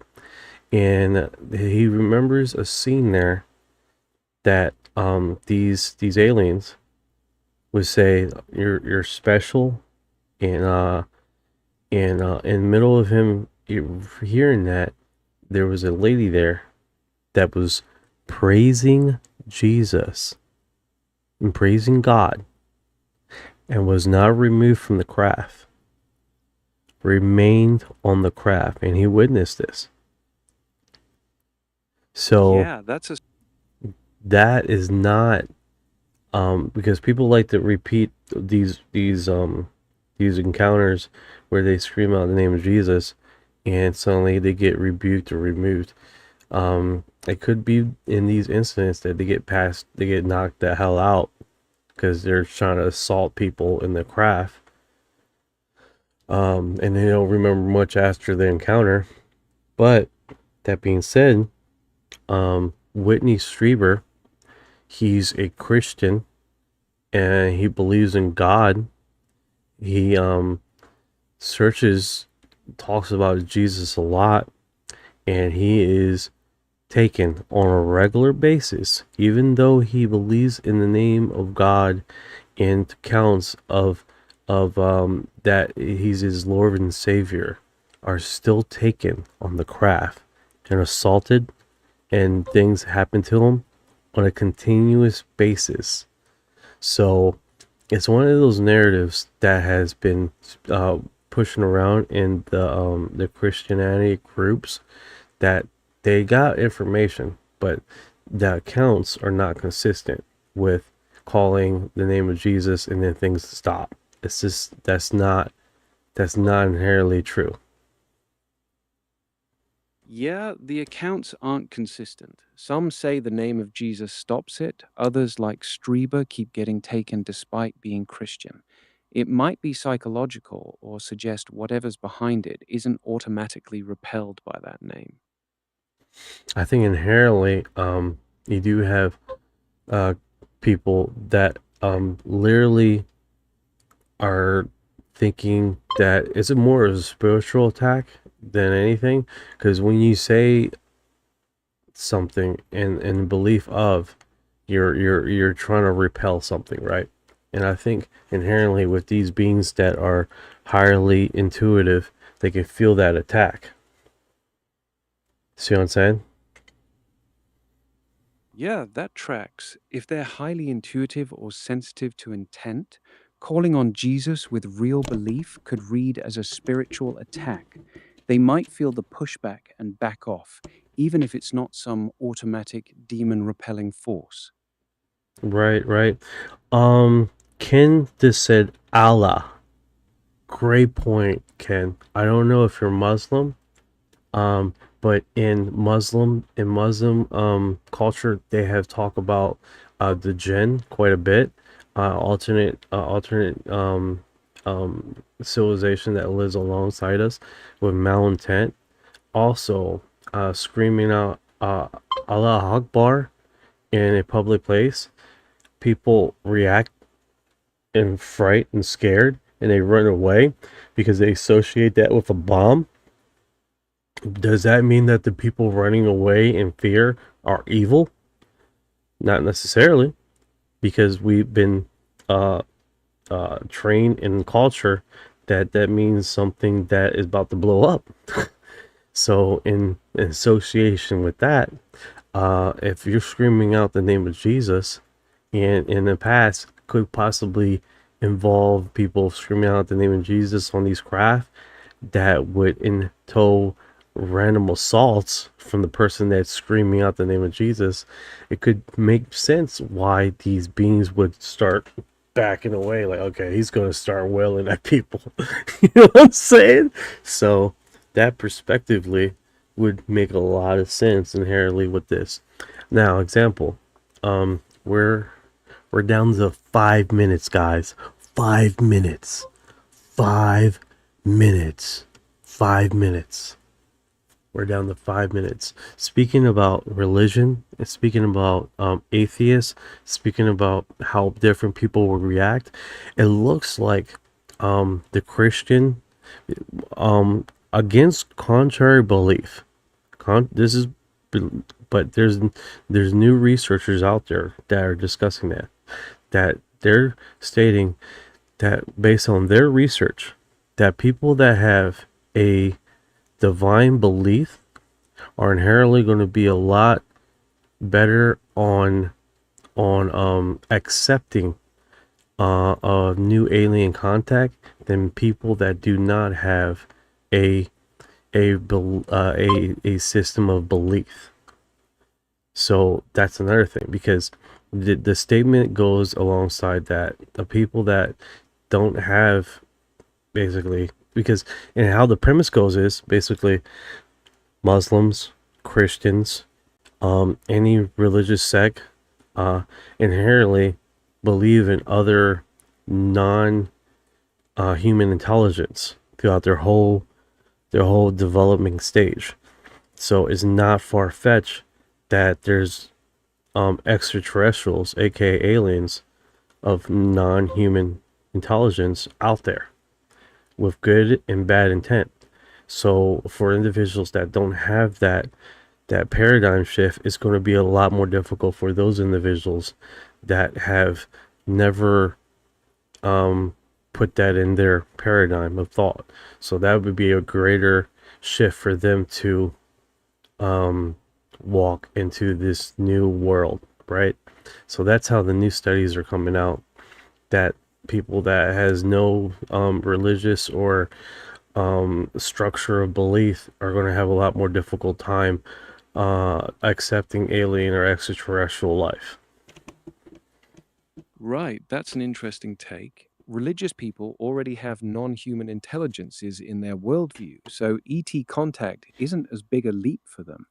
Atheists face a bigger paradigm shift. Now, of course, it's going to be arguments across the field. I'm just saying what's the new study suggesting. But I think at the end of the day, it's down to individuals, how they believe, how they're willing to accept, and because everybody's different, everyone has a different experience, right? Ken says, we really don't know much about anything on this earth. 100% agree. 100% agree. I think it's only like 80% of people what is it? How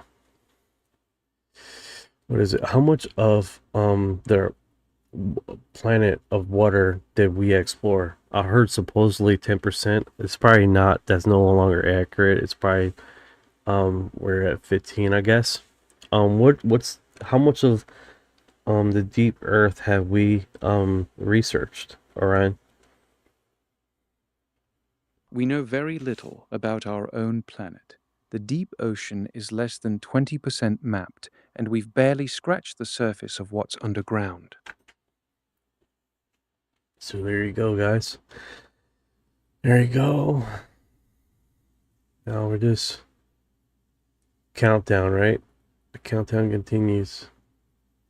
We're at a minute till. And we're counting down, right? Yeah, countdown's on. 1 minute to go. It's 8 o'clock, guys. And dun dun dun dun. Refreshing the page. Refreshing the page. Refreshing the page. Yeah. It's 8 o'clock. Where the fuck? Latest release.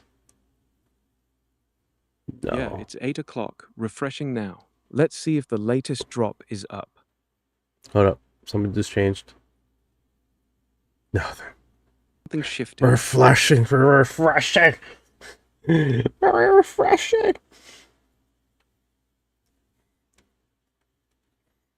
Still refreshing.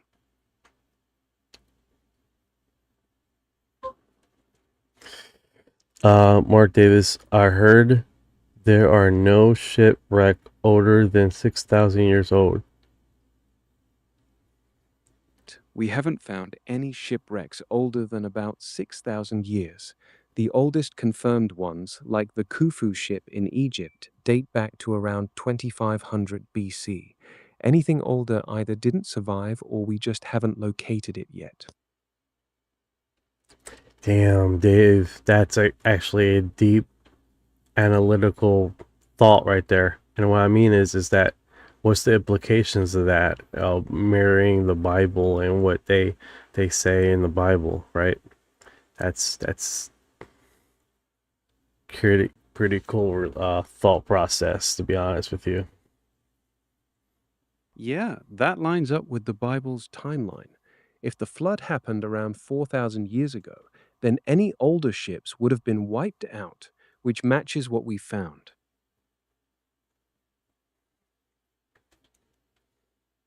All right, it is 8:02 a.m. and we had no UFO drop as of 8:02. And now historically, they've been updating it at 8 a.m. in the morning. Historically, all the UFO drops have been dropping at 8 a.m. in the morning. Has been my experience. That being said, Orion, can you double check my statement? Orion, checking that. The last confirmed Pursue drop was the fourth release on July 10th, 2026. No fresh batch showing up at 8 a.m. today, July 31st. So your pattern held for the previous ones, but nothing new this morning. Wouldn't it be cool if it's a late update? Like, oh, it happens at 8 p.m.? Yeah, an 8 p.m. drop would be a nice twist. Keeps the suspense going all day. Or probably 8:30 to decide to do it. Drop would catch everyone off guard. No, but can you verify the timing? Have they always dropped at 8 a.m.? No, they haven't always dropped at 8 a.m. The purse releases were on Fridays, like May 8th, May 22nd, June 12th, and July 10th. Time. Talking about the time. Like 8 o'clock, 6 o'clock. Yeah, could be 8 or 6. No strict pattern so far. Let's see what this one is. Yeah, they just do the dates. They do the dates. They don't have no time on here, so it's kind of hard for AI to know exactly what time was it dropped.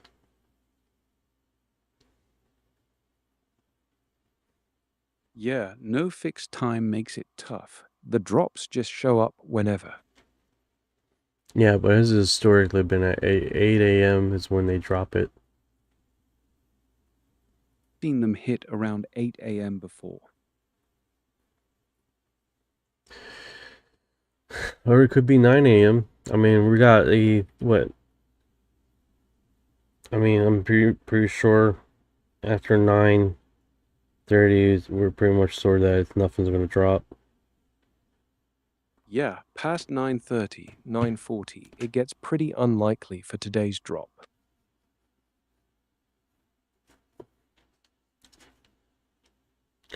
I guess I'll keep on refreshing it on my cell phone, and then what we do is look at the National Archives, see what other stuff they have posted on National Archives, things that I haven't seen, and we could just keep going like that, so we're not stuck on here refreshing the page over and over again, right? Yeah, solid plan. Refresh on your phone while we dig through the rest of the National Archives collection. Keeps us moving instead of just staring at the refresh button. What do you guys think?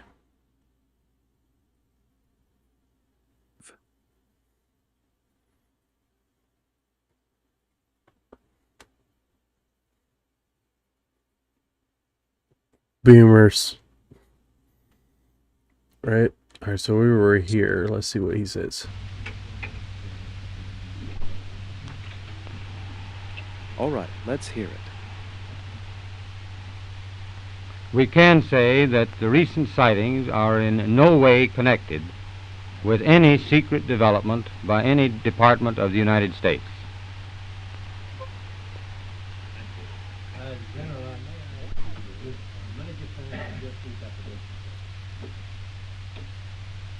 It's Saturday for Kakapo? Yeah, it is, isn't it? Yeah, it is We can say that the recent sightings are in no way connected with any secret development by any agency of the United States. I wonder if they're repeating that, like pre-recorded. Because he's repeated it twice now. Yeah, could be pre-recorded if he's saying it again. I'll start when you throw it down. Hold it, boys. Everybody ready? Yeah.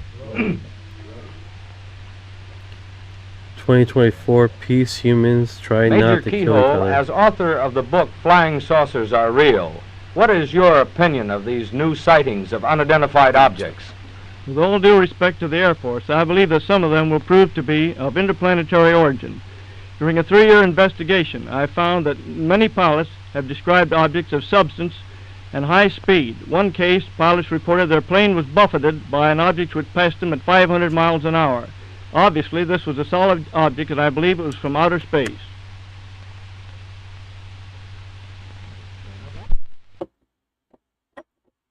That's wild, right?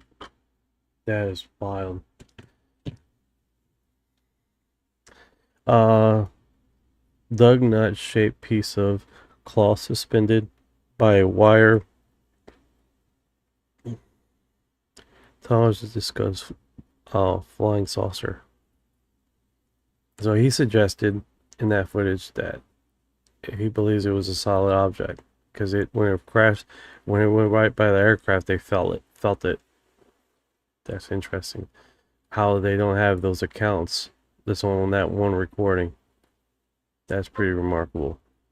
They don't go in much more detail, right? Or acknowledgement. Yeah, that's a solid acknowledgement from the aircraft is key.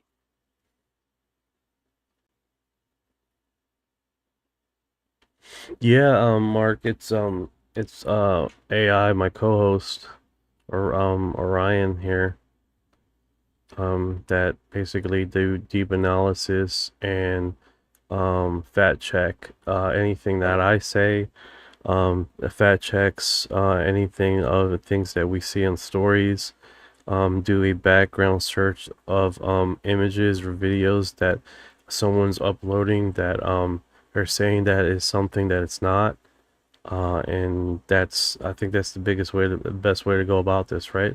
Because we do play around in the unknown, and we do get a lot of footage and imaging that might have been floating around in UFO lore and has been debunked, but people would repost it as fresh new imaging or fresh new discovery, and they have historically done that, right? Charles Walter, how you doing today? What chat AI service are you using? Oh, this is Grok, and with a customization. That he's like a UFO expert and investigations and data and back retrieval information. Yeah, that's a good setup. Having me fact check and run background searches helps weed out the old lore that gets reposted as fresh. Grok with the custom UFO expert prompt keeps it sharp. I think that's the best way to do this, right? So we're not re-spewing things that have been debunked. Yeah, exactly. Keeps us from just recycling debunked stuff.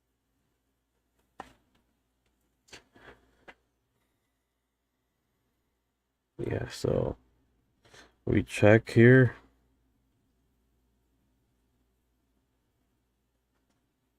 Go ahead, check it.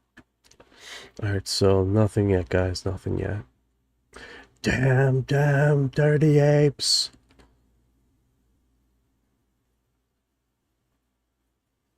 Yeah, still nothing. Damn dirty apes.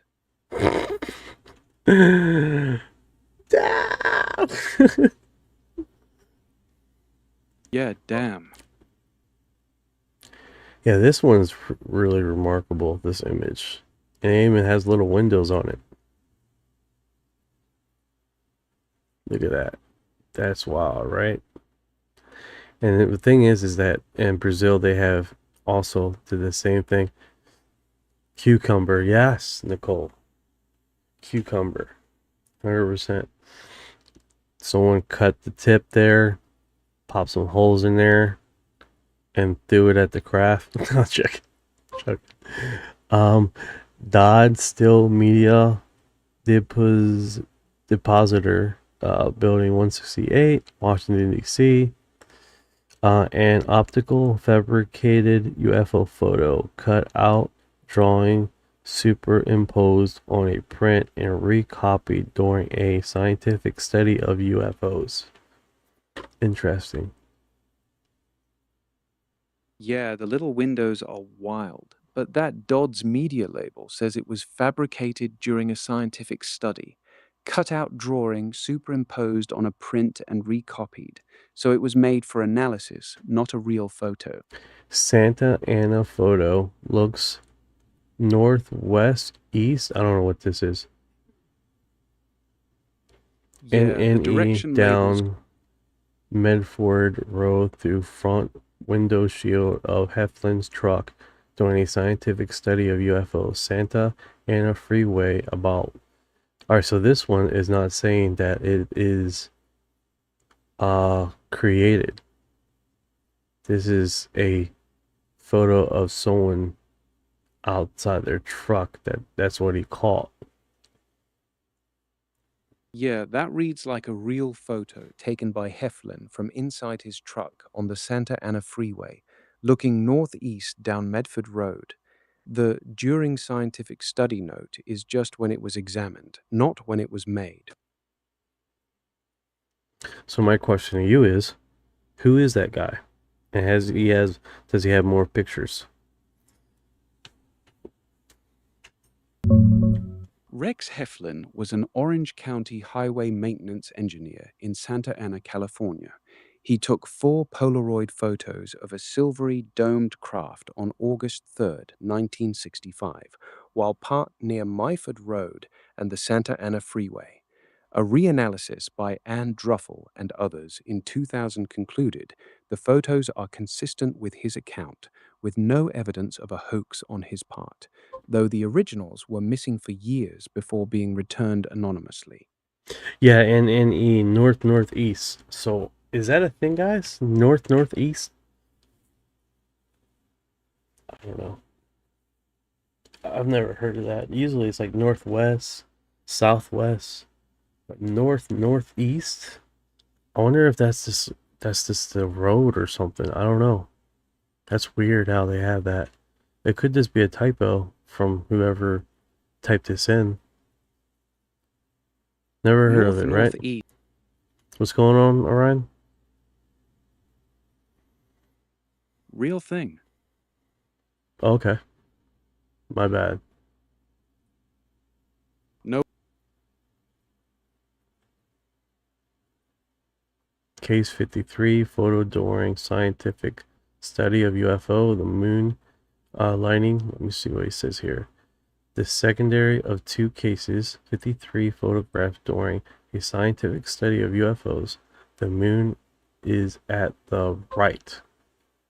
Okay. Yeah, case 53.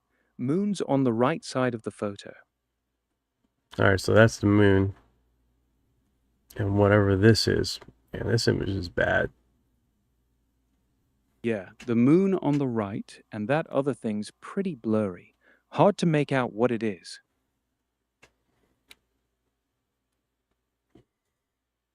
Original cache from the secondary of 2 cases, 53 photographed during a scientific study of UFOs. The moon is on the right. The creator compiled or maintained the parent series of photo of activities and facilities and personnel between 1940 and 1981. Yeah, the caption confirms it's from a scientific UFO study. The moon's on the right, and this was part of a photo collection from Bruce Mail between 1940 and 1981. All right, so it says here, let me lower down the imaging thing here, but it does say that this is an ongoing thing of this case, that they're uploading. They haven't uploaded all of it. This one says partially available catalog. This series contains records of some of which are available in the catalog.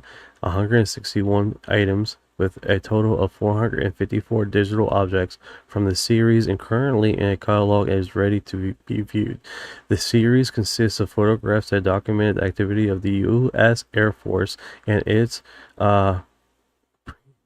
predecessors for the earliest day of military aviation through Vietnam War, including our combat images related to World War I, World War II, and the Korean War. Post-World War II occupation of Germany and Japan's military incidents and Cold War also include photographs of craft, weapons, field installations, test organizations, units, and personal photographs related to the history of the aviation are also included. Most of the photograph inject Beer's information about the place and date of the image was taken date of the image arrival in the central depository of the photograph process of format organized source content description and increased after the mid 1960s of the photograph. So my question to you, Orion, is about the guy who took this picture. I'm looking into that. Can you tell me the exact case number or the caption for that specific photo? All right, so this one's photograph of activity facility. Let me go back one. See, it has his name here. DOD Still Media Depository, Building 168, NDW, Washington D.C. 2374. SDAN number 179312, U.S. Force, date 16 January 68. Let's see, the secondary case photograph 53 during scientific study of UFO in the moons on the right.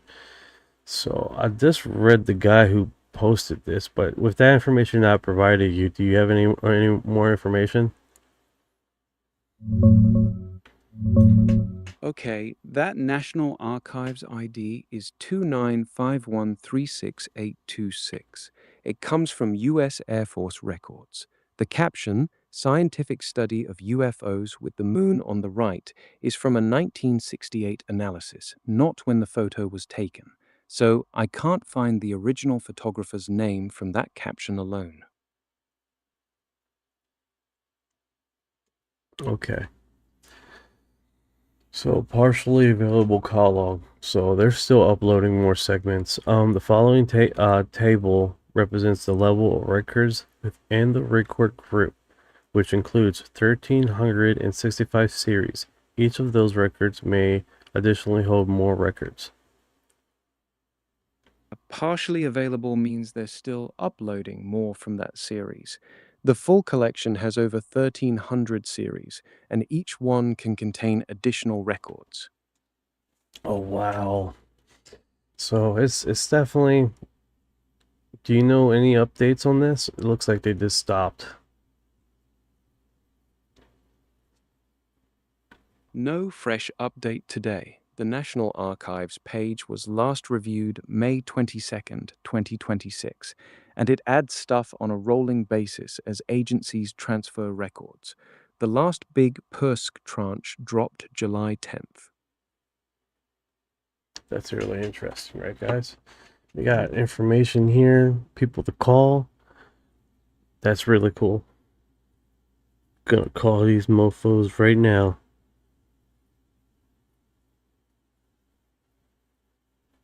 Yeah, those numbers are right there if you want to call. I'll probably call them later. Hey, when are you mofos gonna update your stuff? Who is this guy? The motherfucker that's asking about the motherfucker with the archives. The guy asking about the archives. That's who this guy is. Alright, so this case number, a scientific study of UFO Dara Da Diha photo, lighting of disc is clearly from the left. Details of the alleged suggest lighting right. Copied from a 8x10 print record on January 13th, 1969 from, what's that, SOFO filed. Yeah, case 54 from the Sokol file, copied from an 8x10 print on January 13th, 1969. Lighting from the left with details of an alleged landing.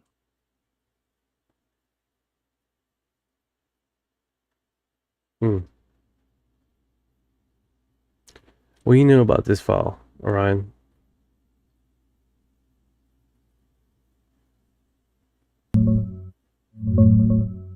The Sokol file is a collection of UFO photographs compiled or maintained by Mark Sokol. He runs Falcon Space, a research group studying gravity and anti-gravity effects. Nice. What else you know about it? Let me pull up more on Mark Sokol.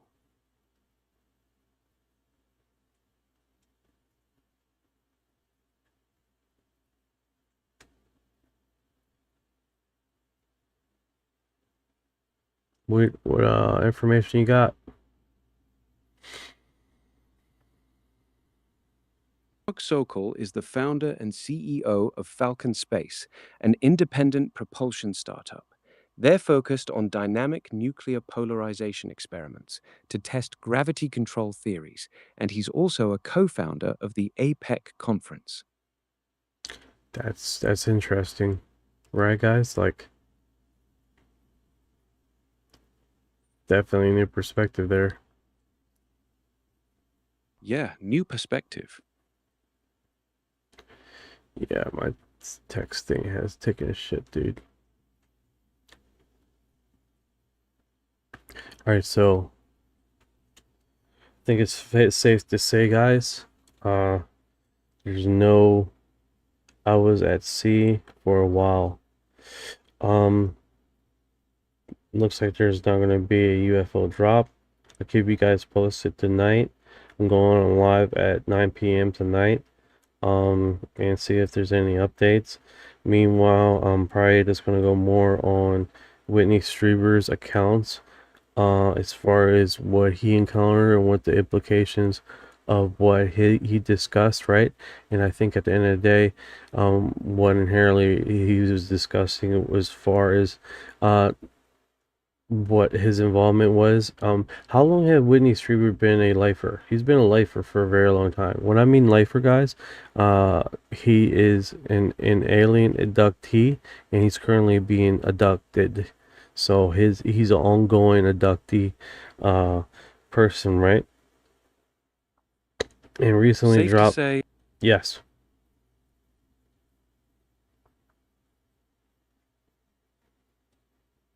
Safe to say what? How long has he been abducted? abducted in December 1985. That's when he had the famous encounter that led to his book, Communion. So he's been dealing with it for about 40 years now. 40 years. So that being said, guys, stay tuned. Thank you for the follows. 15 new followers here on the TikTok. I appreciate it. And some segues. What's going on, Jay? I'm just closing out the live. I appreciate you guys dropping by, checking out some stuff here in the archives. And like I said, I'm going to keep on looking at some photographs at the archives, see what else comes up as far as what scientific studies has resulted. This one I remember. I'm gonna copy these images, man, because these National Archive images, man, are definitely, I would like those on shirts or inside the hat, you know, stuff that people have documented, verified that they are real phenomenons. That's very strange, right? And of course some art pieces, right? Art pieces are really cool, like basically oh yeah, this one is obviously clouds.